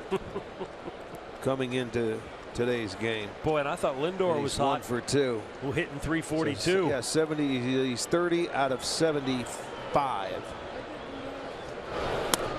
Take that, wouldn't you? And I still marvel at the month that Jason Kipnis had last year when he had 51 hits. Yeah, just wow. Month of May. Chopped up the middle, but it's right at Travis. And there are 2 gone.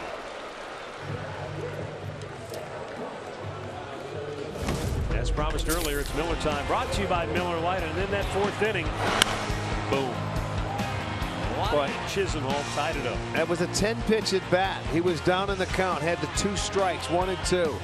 You know, he battled his way back into a full count. He fouled off a couple pitches and he continued to search the fastball, and he finally got one into his zone and he tied the game up with a great swing. His 8th home run of the year, and that gives him now 48 driven in.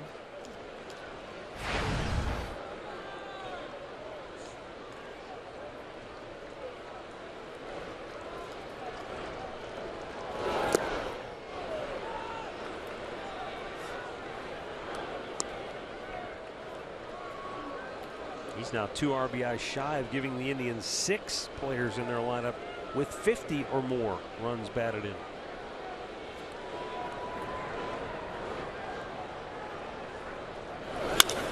And he sharply singles. This might be a double. Let's see. It's cut off by Saunders. Lonnie's going for 2. Throws off line, and he is safe. That's with all, a 2-out double. All hustle right there by Chisenhall. He came out of the gates thinking 2. And he went to the inside part of the bag to make his slide. And with 2 outs, go ahead. That's a great time to try and get yourself into scoring position. He went down and did a nice little heater. And he's going to stretch it. He's going to force Saunders to throw it out. Saunders, an average outfielder, I think, at best. And Chisenhall gets in there with great hustle. He didn't hesitate, Matt. That's where doubles are made, coming out of the box. And he got that one. So Chisenhall now in scoring position. That's his 20th. And that is the tying run for Cleveland. As Tyler Naquin steps to the plate, 0 for 2 on the night.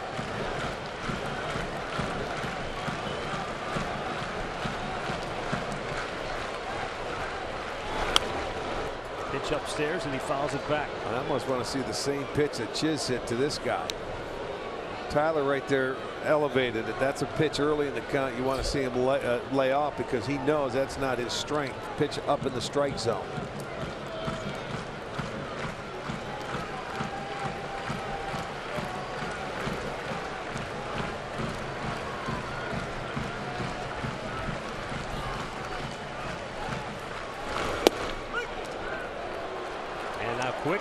Genie gets ahead 0-2.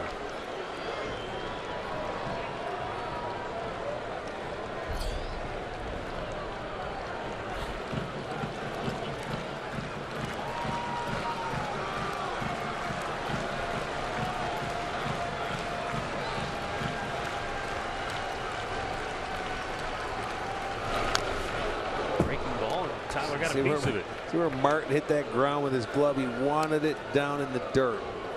He knows that these guys, it's another 0-2 count. So, you know, I'm starting to feel comfortable now when these guys get to 0-2 counts.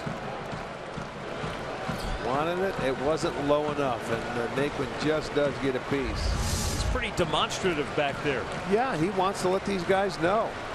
Great catcher.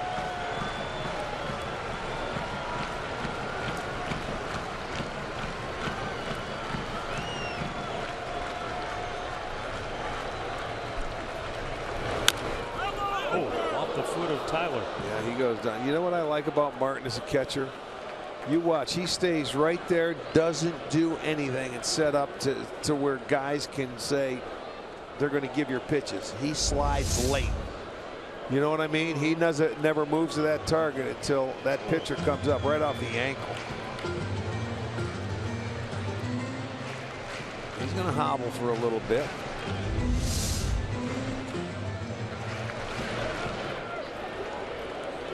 Take your time. It feels well enough to run to first base, young man. And now the trainer and Tito are going to come out and just give him a little more time. That's all you need. It hurts.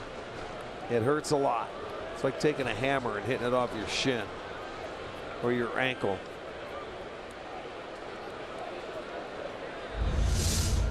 Watch on the inside of the front foot. Ooh.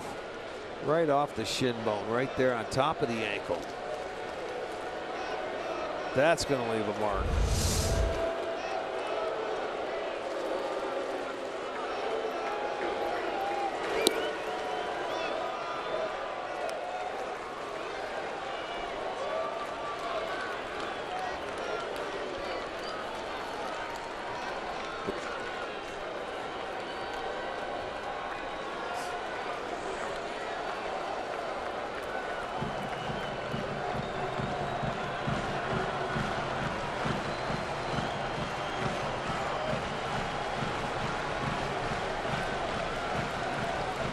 Now the 0-2. And he threw it by him with a good fastball to end the inning. We've played 6. It's Toronto 6, Cleveland 5.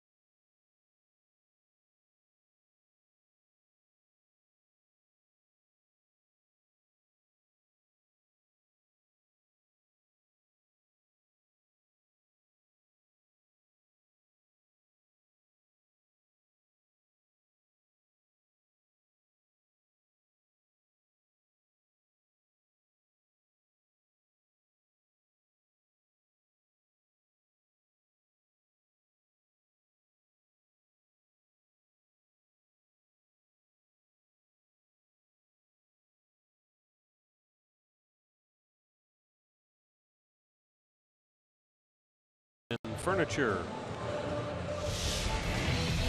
Edwin Encarnacion leading Major League Baseball in runs batted in this year. He will be a free agent at the end of the season, and that leaves the Blue Jays in a bit of a quandary because Encarnacion's a free agent, as is Jose Bautista. Right.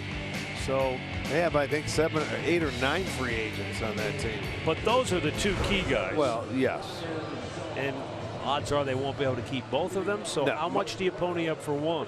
Well, You know, you take your pick. It's either going to be Encarnacion or Bautista. I think they would go after Encarnacion first, to be honest with you. Even though he does DH, he can play first base. Bautista's defensive liability now. Can't throw. Has a tough time playing defense. Has been hurt. This is the guy. This guy. I'll tell you what. If Toronto can't afford him or don't want to sign him, watch out. He may end up going to Boston.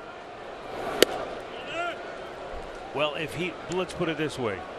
If he gets the free agency, he won't have any shortage of suitors. It's just to be who has the cash to pay him. Well, it all depends on what you're asking at his age, you know. Teams are getting away from just strictly a DH, but as I said, he can play first base. I don't know how much. But it's a heck of a right-handed bat.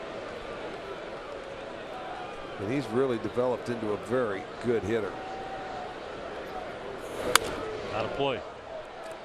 I mean, you got to try and pitch him in. You better get it inside. Fastball. You didn't get it there.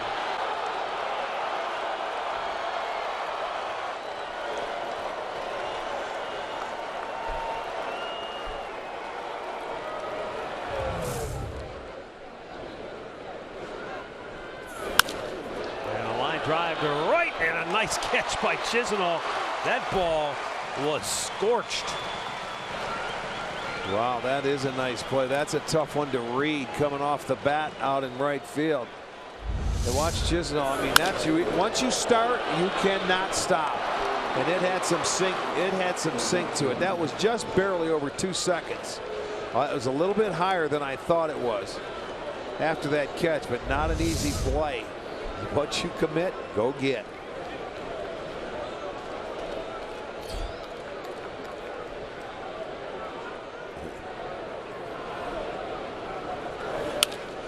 Russell Martin with a liner to center. And Naquin playing too deep, couldn't get to that one. Well, Martin gets himself a single. A little bit deeper. You can see he's playing on. Martin just hit a home run earlier in the 3rd inning, going to right center field. So you're going to play him a little bit deeper. Well, you give up the base hit. Still double play in order.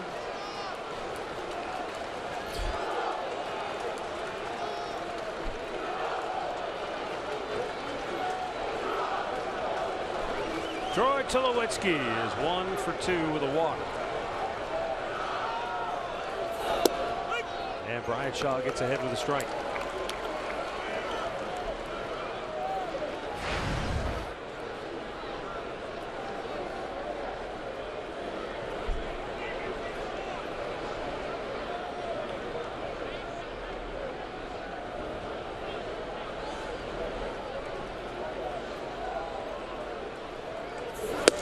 Threw it by him. And it's quickly 0-2.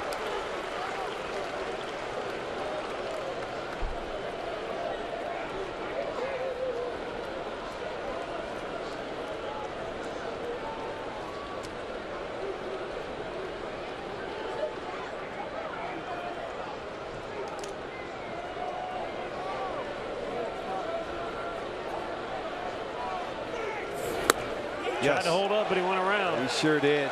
Couple of first strikeout for Shaw, and there are 2 down here in the 7th inning.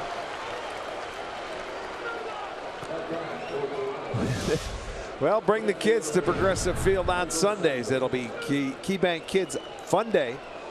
Kids get to run the bases after the ball game. It's all have an opportunity to do that tomorrow.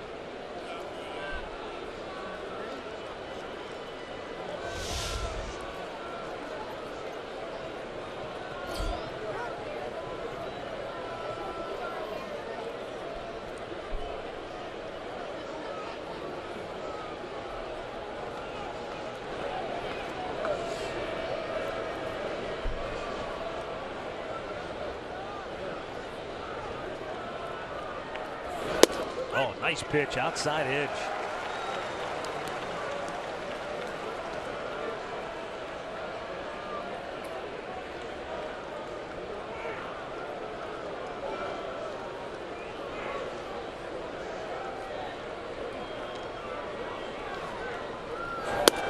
upstairs.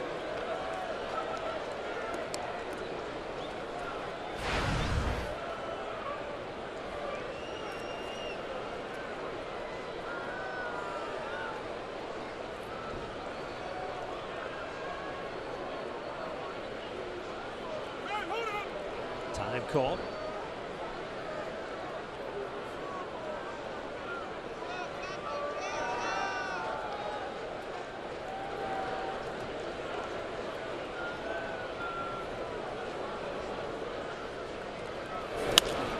Back out of play. Shaw gets ahead of him. 1 ball, 2 strikes.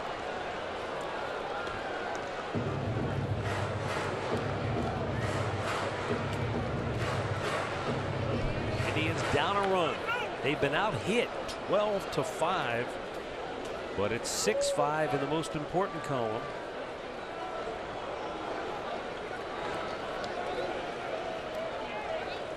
Runner goes, and a ground ball. Nobody home with the shift on. And all the way to third base goes Martin. Blue Jays at the corners now with 2 down.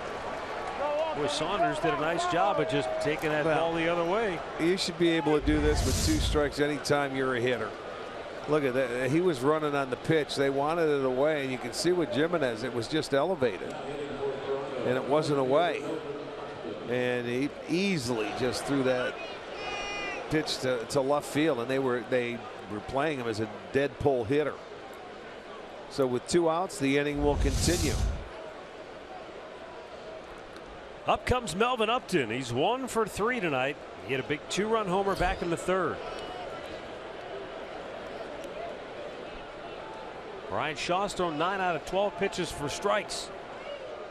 But he's trying to wriggle off the hook. Swing and a miss. The Blue Jays have had at least 1 hit in all but 1 inning tonight.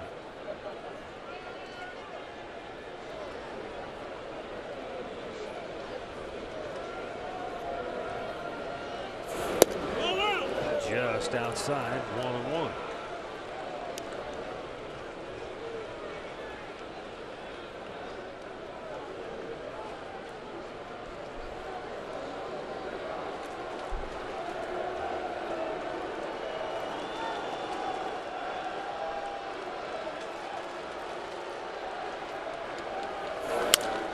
Weekly tap to second base. Kipnis has it, goes to first, inning over.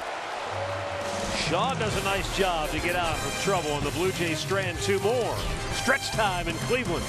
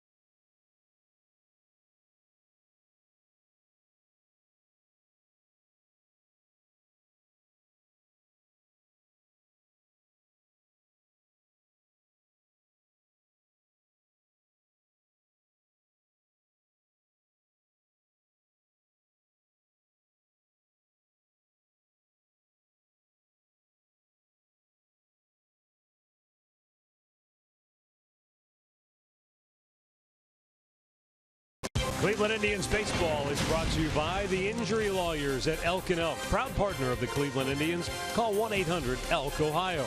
By Ford, built Ford tough. and by Firelands Regional Medical Center.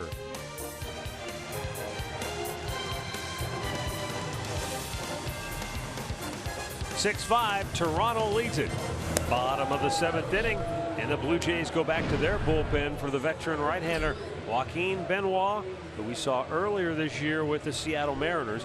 Did a nice job last night with one perfect inning of relief, striking out 2 hitters. Yeah, it seemed like he threw his fastball a little bit more last night than we saw in the past. Matt, he fell in love with that splitter, and it was split, split, split.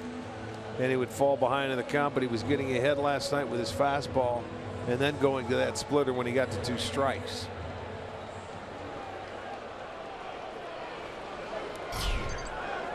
You know, I think sometimes when pitchers they do throw that split finger, you know, sometimes you fall in love with it, you have a tendency to lose some miles per hour on that heater, and he always used to be in the mid-90s. 1 pitch, 1 out. In-game update time. Here's Ashley Collins. Thanks, Matt. Tigers and Red Sox underway now after a little bit of a delay. And Boston up 1-0. Detroit would tie it up. James McCann with his 10th homer of the season. That was a shot to left. They're tied right now. Also, Brandon Finnegan of the Reds had a no-hitter going through 6, though just gave up a hit, guys. All right. Thank you, Ashley. We'll get a pinch hitter for Chris Jimenez as Rajai Davis bats with 1 out here in the 7th inning.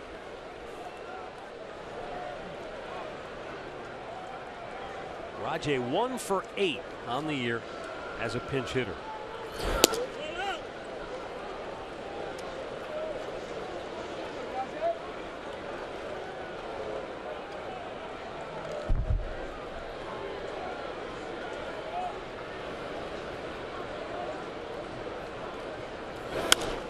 Out of play, right side.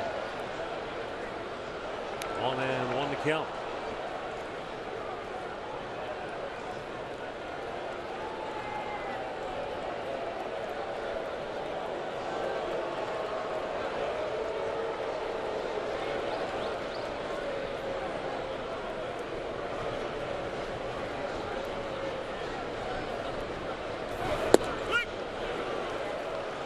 Benoit gets ahead of him 1-2 with a nice little breaking ball.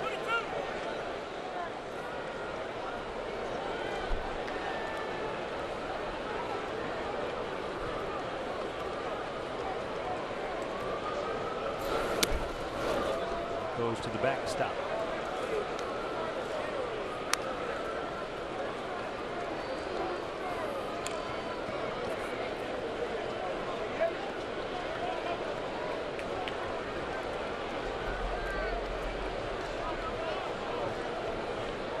Interesting to see how Benoit throws the ball tonight.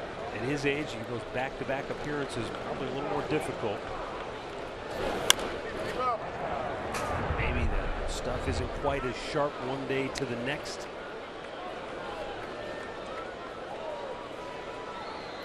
I mean, that's what relief pitchers will tell you. That first day you might feel great, everything's crisp and sharp and on point. Yeah. But that second day might be a different story as you get up there in age. Well, some guys throw 3 times straight nowadays. Oh, sure. But you're saying the older guys, I understand it. Now they have the benefit of experience and wisdom and knowing, hey, I might not have the fastball tonight. I'll show it to him and I'll try to trick get him. Yeah.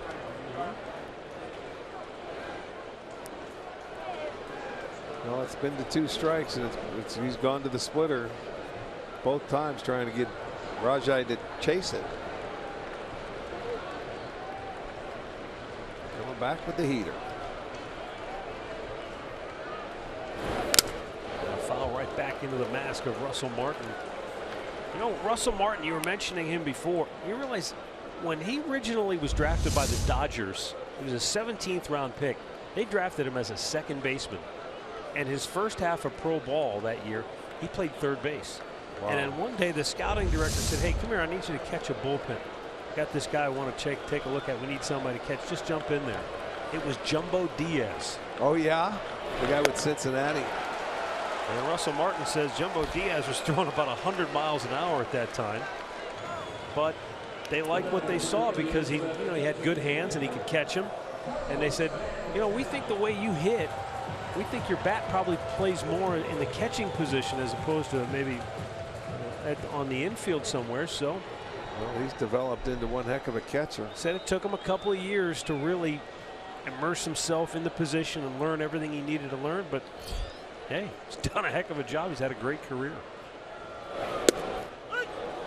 But how many times, the reason I brought that up is how many times do we see catchers who weren't drafted as catchers? Most catchers aren't drafted as catchers because I don't think teams will waste draft picks on catchers, to tell you the truth. I got to try and think about that one.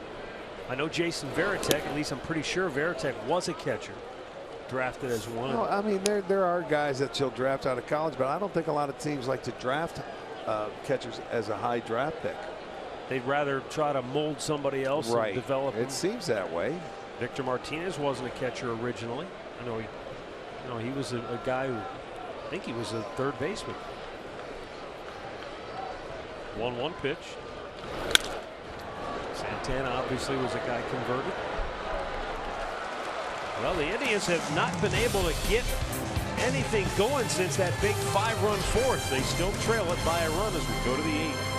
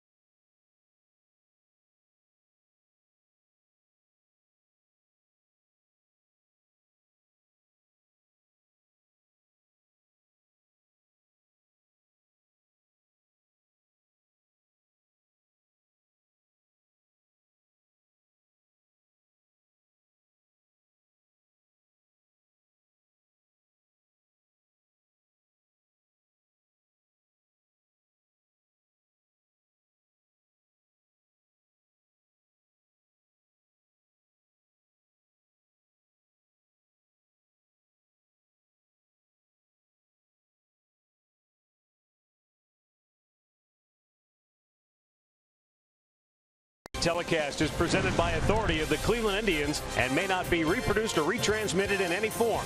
And the accounts and descriptions of this game may not be disseminated without the express written consent of the Cleveland Indians.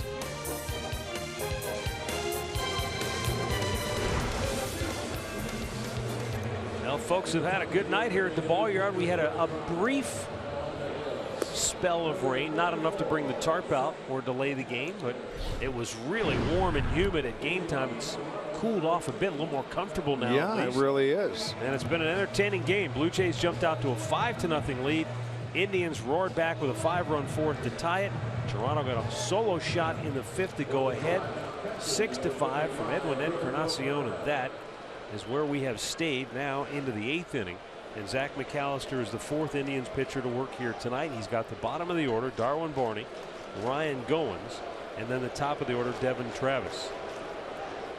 Roberto Perez takes over behind the dish after Rajay Davis pinch hit for Chris Jimenez.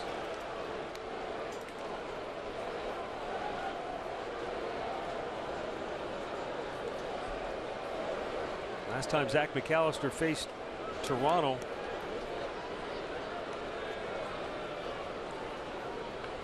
as the pitch is backed up inside ball 1, he pitched 1 inning. He started that game, remember, after the 19-inning affair.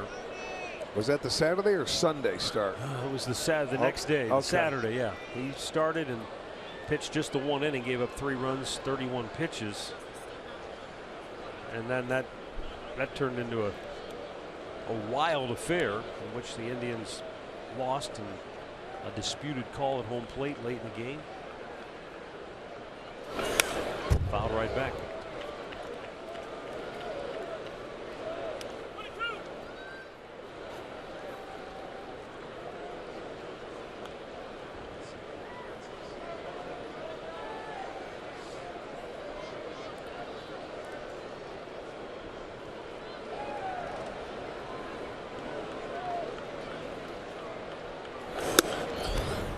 Fastball misses up, and it's 2-2.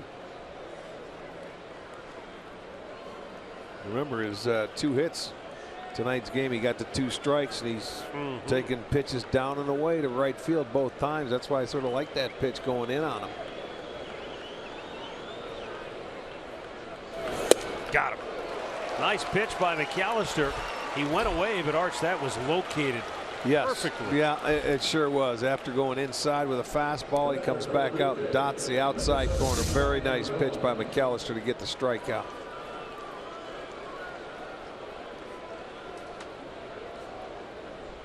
So it has been 7 strikeout for Indians pitching tonight.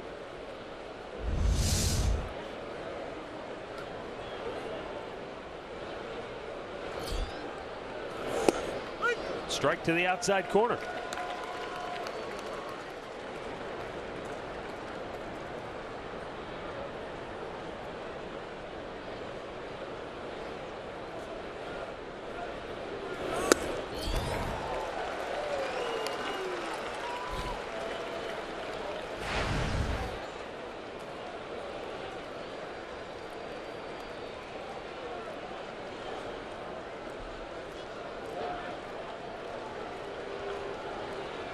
Ryan Goins doubled and scored in that second inning. And did he go? He did not.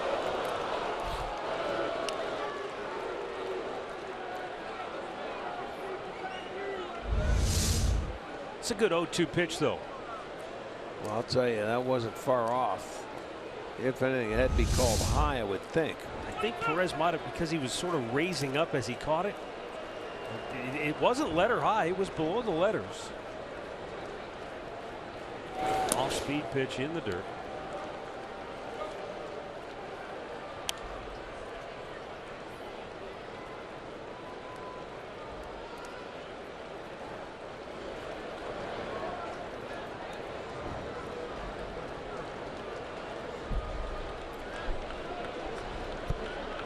And the 2-2.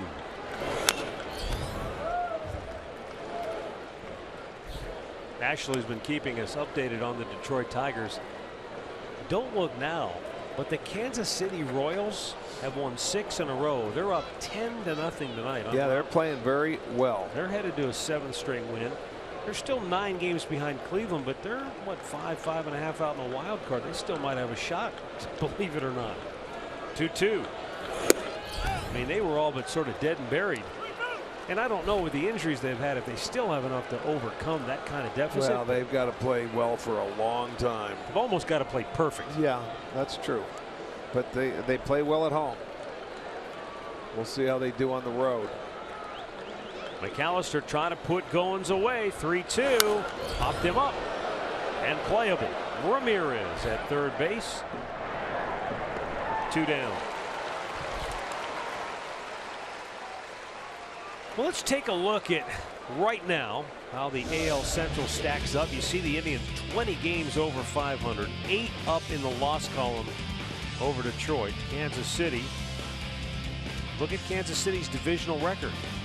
Well, that's right there. Their divisional record is very good. Their home record is very good. They're 38-21 at home. They've been 15 under on the road. That's where they've struggled. 15 under. Yeah.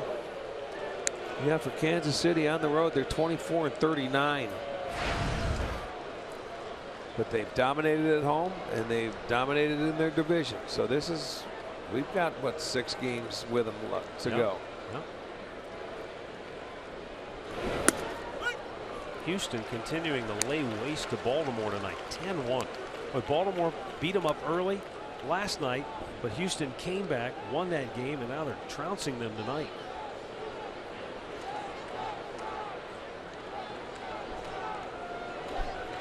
The 1-1.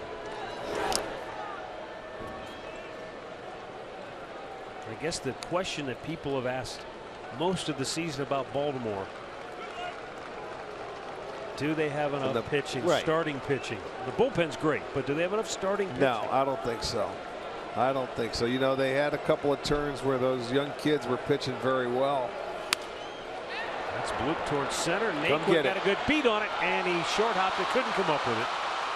And Travis reaches with 2 outs in the inning, and it'll bring up Ezekiel Carrera. Well, that's one where you have to take a chance and go get it, because it wasn't hit hard. It's not going to get by you. And it just bounced in front of him. He wasn't going to backhand it. If you don't go forward when you're diving like that, you're not going to catch that ball. But he knocks it down, holds him to a single. And Ezekiel Carrera 0 for 4 tonight, 1 for 8 with 5 strikeouts in the series. For me, this is the time you have to take a chance at a stolen base. I know Travis doesn't run much. He's stolen 3 out of 4. Looked like he was going to go. go. He bluffed. But it's the time. It's the time to do it. 2 outs. You have a 1-run lead. You're trying to get another insurance run for your team if you can.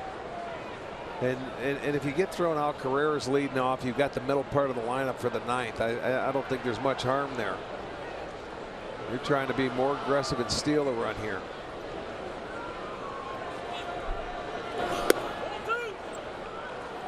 2-0 to Carrera. You don't want to face the next guy. Well, that's right. Now you know he's got to throw a strike.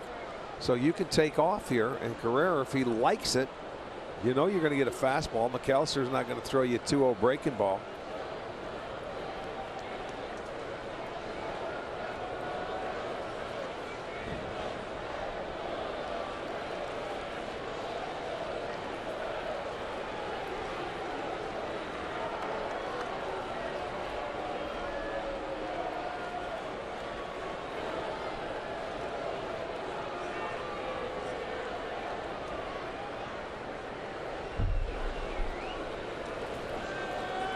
And that's outside. 3-0. Well, he's digging himself a hole now. You had to go after this hitter.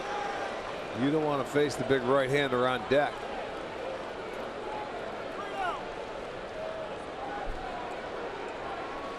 And this guy's going to take a couple. Carrera, you know, he's up there trying to walk.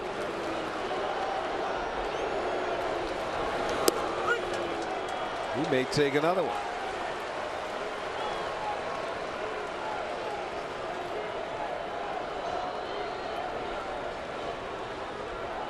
If I'm Ezekiel Carrera and I've got Edwin Encarnacion on deck, I'm definitely taking here. Well, you know you're going to get a fastball. On it goes, and it's fouled away. That's they should have played that earlier in the count. Carrera knew he was going to get a fastball, and he's going to get another one here because you don't want to walk him. So now Travis is automatically going to go 3-2, 2 outs. He'll be off and running, and Carrera, let's see what happens. Well, for McAllister, he can forget about Travis. It all comes down to the batter. You got to throw a strike. He's got to hit his way on if he gets on. Popped him up. Is it playable? To the dugout, and no. Just beyond the. He ended up catching it though on the ricochet.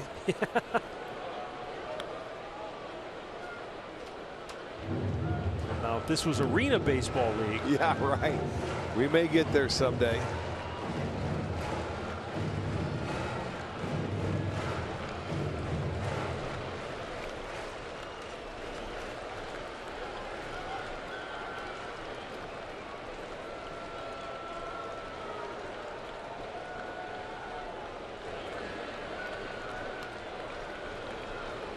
Again, the 3-2. Got him looking. Carrera stared at the fastball, and the inning is over. Bottom of the 8th coming up. Jason Kipnis will lead it off for the Tribe when we return.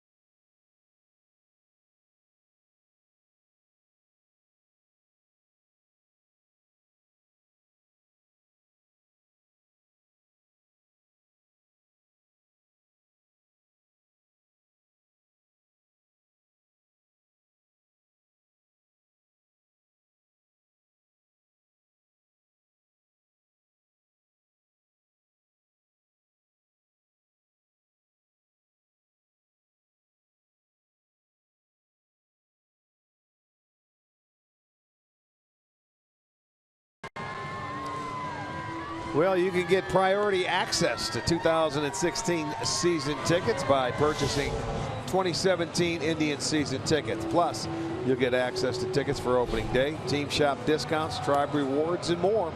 Visit Indians.com for more details. Jason Grilli comes on to pitch the 8th just as he did last night. He'll face almost the same hitters. Last night he faced the top of the order, so he had Rajai Davis, Kipnis, Lindor, Napoli. Kipnis walked. Tonight it'll be Kipnis to lead off, then Lindor, Napoli, and if anybody gets aboard, Ramirez. They had some good swings off him last night. They made him work. They made him work, but they just missed a couple. So if you're going to face the same hitters again, they may have a little better idea. We'll see how he goes. Basically, everything was away.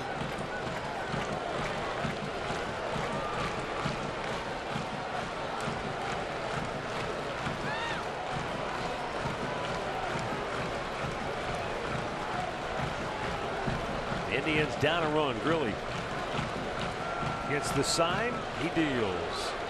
And breaking ball looked low. It's called a strike.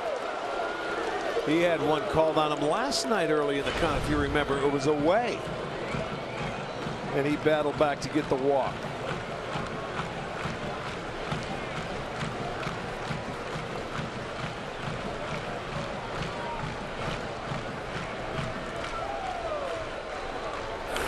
Fastball, and it's fouled out of play.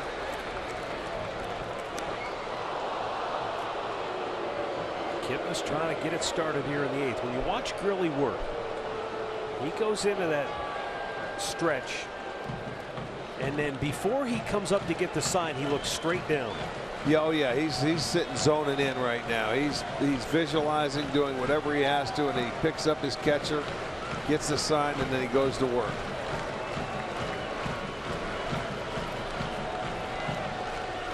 Upstairs. Everybody's got their own little mechanism that they use. Well, he makes the hitters wait a little bit. So you know what? That's him concentrating, but it's also making that hitter wait in that batter's box, waiting for him to look up. You know, and if you step out on him, he's going to get back and do the same thing. He's going to wait till you get back in and then look down again. Because I've seen it before. Up again, 2-2. All right, let him back into the count. At this stage in his career, he's not overpowering, but he's, from what I've seen him in the limited games we've faced him, he's pretty precise with his location. Yeah, he's a veteran. He knows how to pitch. He has been a closer before, so he's been out there with the game on the line, and the pressure doesn't get to him. Struck him out. One away. Elevated the heater enough, and Kipnis swings through it. You can see above the belt. Tough to lay off.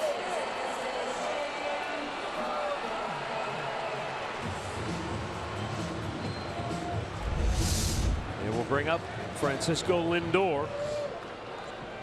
It was Lindor who singled and helped spark that rally in the 4th after Santana had walked and Kipnis hit what looked like it was going to be a double play ball. The error, and that opened it up. The Indians took advantage. Fouled back.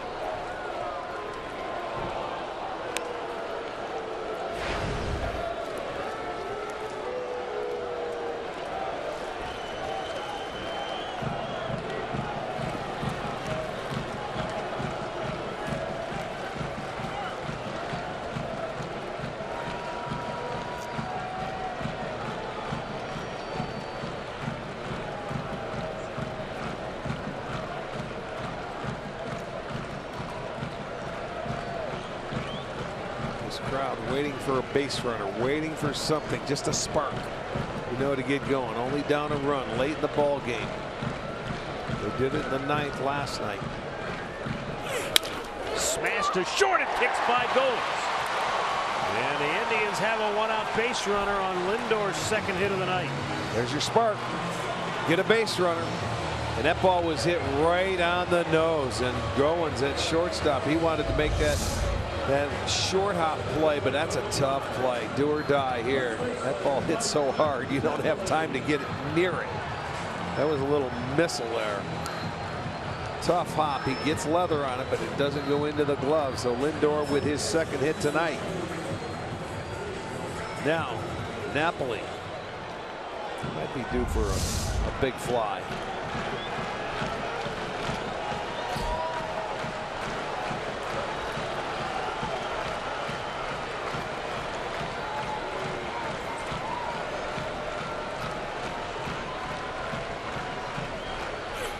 Breaking ball and a called strike. That was an excellent pitch on the outside edge for strike one, man. That's a nasty one. You couldn't have placed it any better. Down, outside edge, good pitch. But it's only strike one.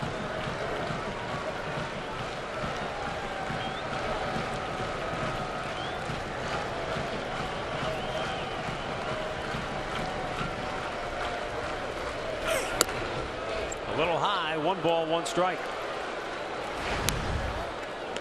That's one of those borderline pitches that Grilly wanted. Yeah.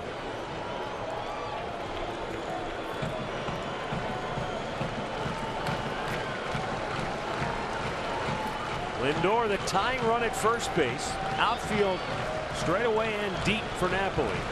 Infield double play depth. Third baseman Barney guarding the line. Yeah. So a big hole on the left side, and we've seen Napoli hit balls in that hole on the left side of the infield with regularity. Well, they're taking that double down the line if he hits it.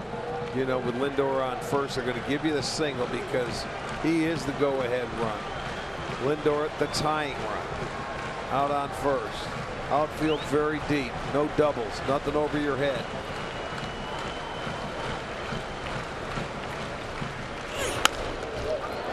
Right side. Travis to second for 1. Back to first. It's an inning-ending double play. We'll go to the 9th. A 1-run game as Toronto leads it 6-5.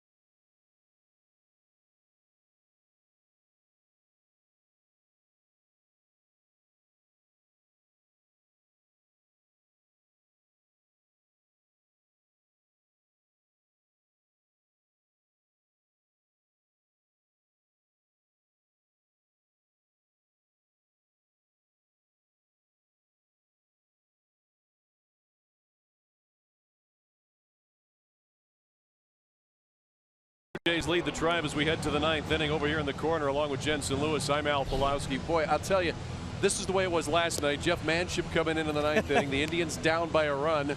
Could we see a repeat? Well, let's hope so. This is October baseball yet again. Another close game. Give the Indians offense a ton of credit because the way Sanchez started this game, you thought it could be over real quickly, but they put together a great response inning. They knock him out. You're right here. Got to keep it at 1 run. Give your offense a chance. All right, make sure you stay tuned after the game for Indians Live, brought to you by Conrad's Tire Express and Total Car Care. Back upstairs for the 9th. Here are Matt and Rick. Guys? All right, thanks, boys. We'll see what happens here. It's been a very similar game to last night as far as the way the last few innings have gone, as you just pointed out there. Trying to keep it a 1-run game. Jeff Manship On the pitch here in the ninth, he's got Edwin Encarnacion, Russell Martin, and Troy Tulowitzki to deal with. And Encarnacion is the guy that gave him the lead after the Indians came back to tie him up. The very next hitter in the next inning in the fifth. It was off Tomlin. And it's been zeros on the board since his swing.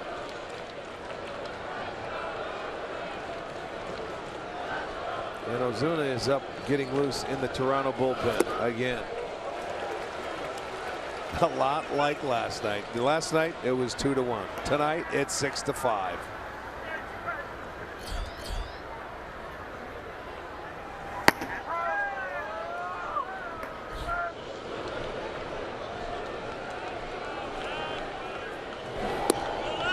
A little bit outside, 2-2.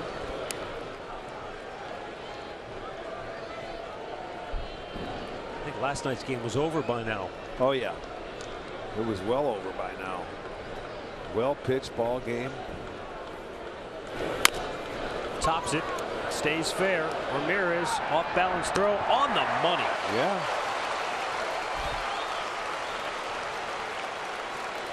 Let's look back at our keys to the game. Brought to you by Mazda.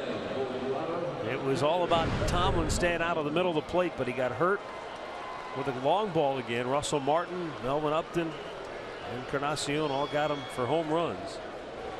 And the Indians were able to run up Sanchez's pitch count with a fourth inning in which they sent 9 men to the plate, scoring 5 times. That was all for him. He went 4 innings tonight. But the Encarnacion homer in the 5th is the difference in the game. And now Russell Martin, who had a solo homer back in the 3rd.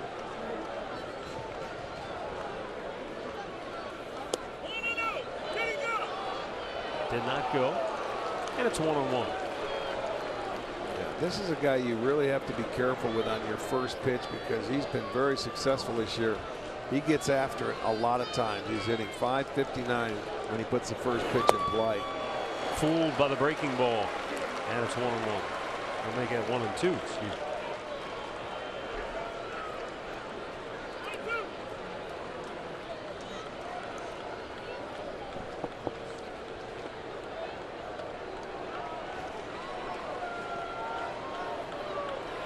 Got him. What a pitch by Manship. He stayed right with it. And Russell Martin went fishing. 2 down.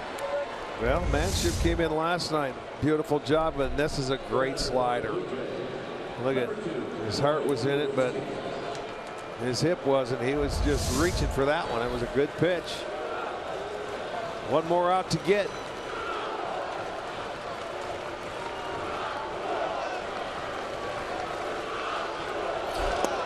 Fastball strike at the knees.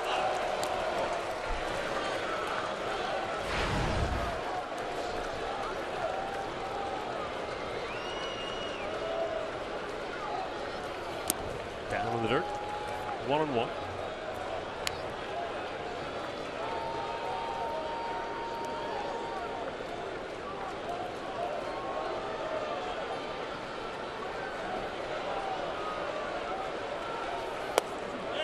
Just missed low. That looked very similar to the first pitch in the at-bat that was called a strike.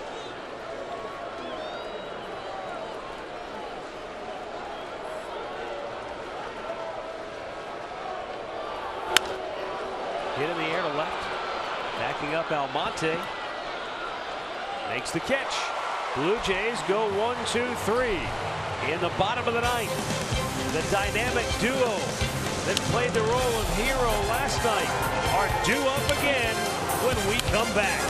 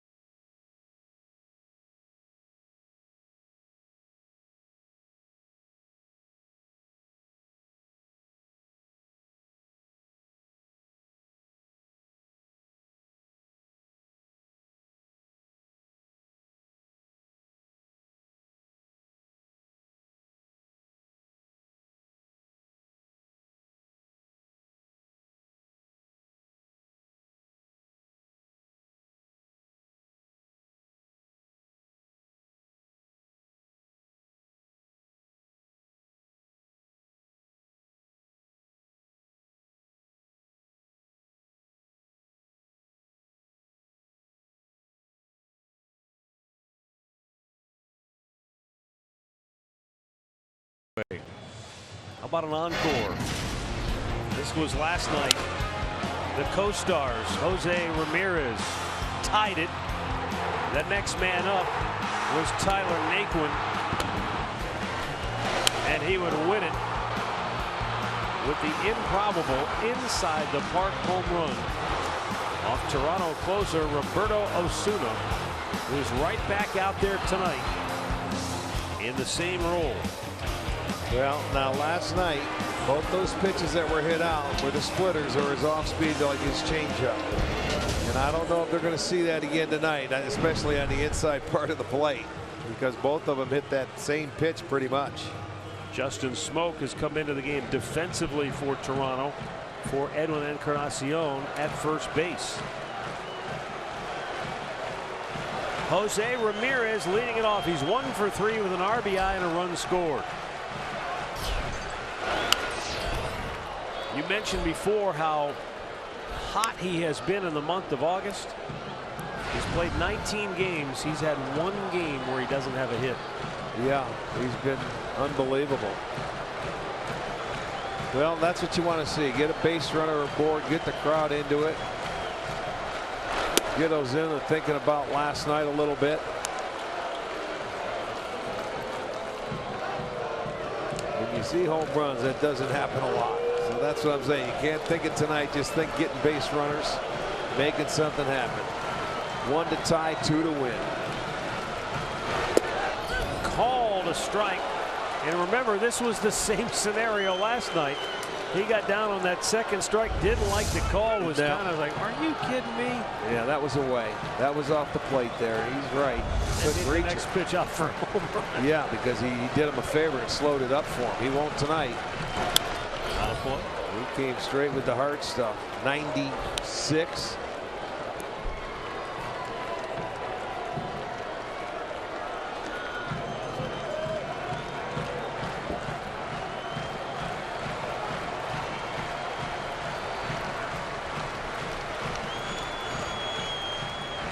Fastball in. Osuna says no. He wanted to go to the breaking ball. Let's see if he stays with that same mindset after Ramirez calls time.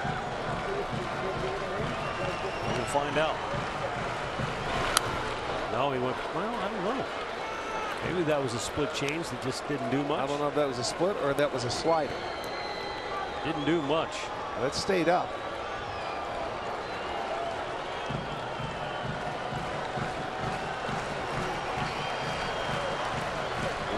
Fastball away. He didn't get that where he wanted it, and Ramirez able to foul it off. But that's what makes Ramirez such a tough out. He can foul off pitches, pitch after pitch. And he has a pretty good eye up there. He doesn't chase a whole lot out of the zone.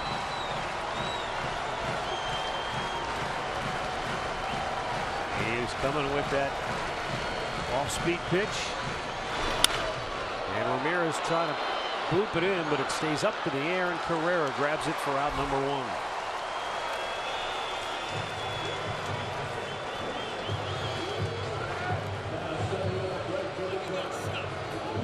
1. It'll bring up Lonnie Chisenhall, who back in the 4th tied the game with a 3-run homer. Doubled his last time up, but that came with 2 outs. And that's the last Indian to reach scoring position tonight. That was in the 6th inning.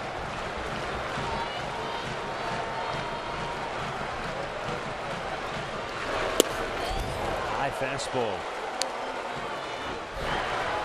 Well, there was the 3-2 fastball on pitch number 10 in the at-bat that tied the game at 5. His 8th home run of the year. They had that big inning. This crowd of 33,604. Sellout. They want to make some noise. They want to put the pressure on Osuna, but Indians need a base runner, something to spark it. Out of play, and it's 1-2.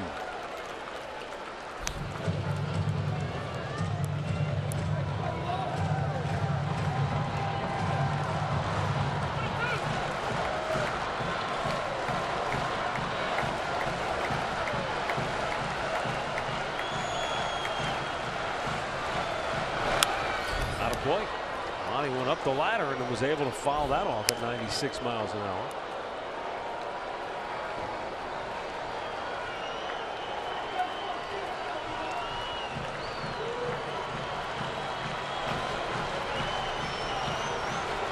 Give me another heater away. Keep it down. There it is. 2 down in the ninth. I mean, this one going away, and that's why he wanted it down. And it's an excellent pitch. You just can't take it. And it's a tough one to reach, but he's not giving him anything to swing at on the inner part of the plate tonight. That is for sure.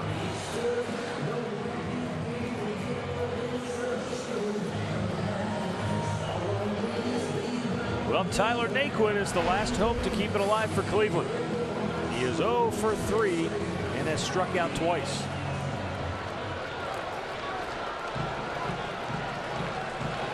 This crowd had absolutely no reaction when he came to the plate. Hard to believe after what happened last night.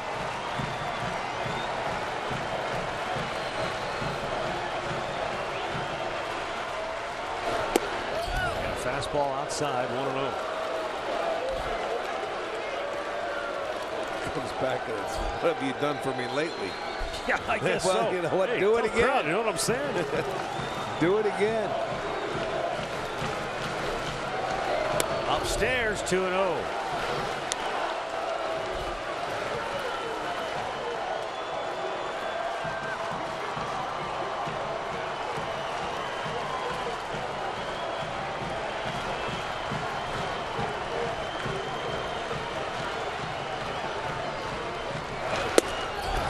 Challenged at 96, but it was away. He kept it on the outside part of the plate, going away from Naquin.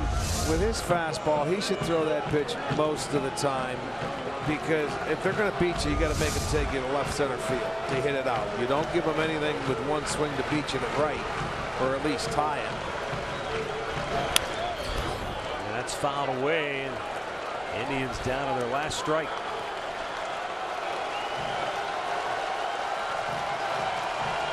Pretty strong contingent from Toronto. They rise to their feet behind the Blue Jays dugout. Indians fans want to see Tyler Naquin keep it alive here in the ninth. And the 2-2 pitch. Osuna steps away.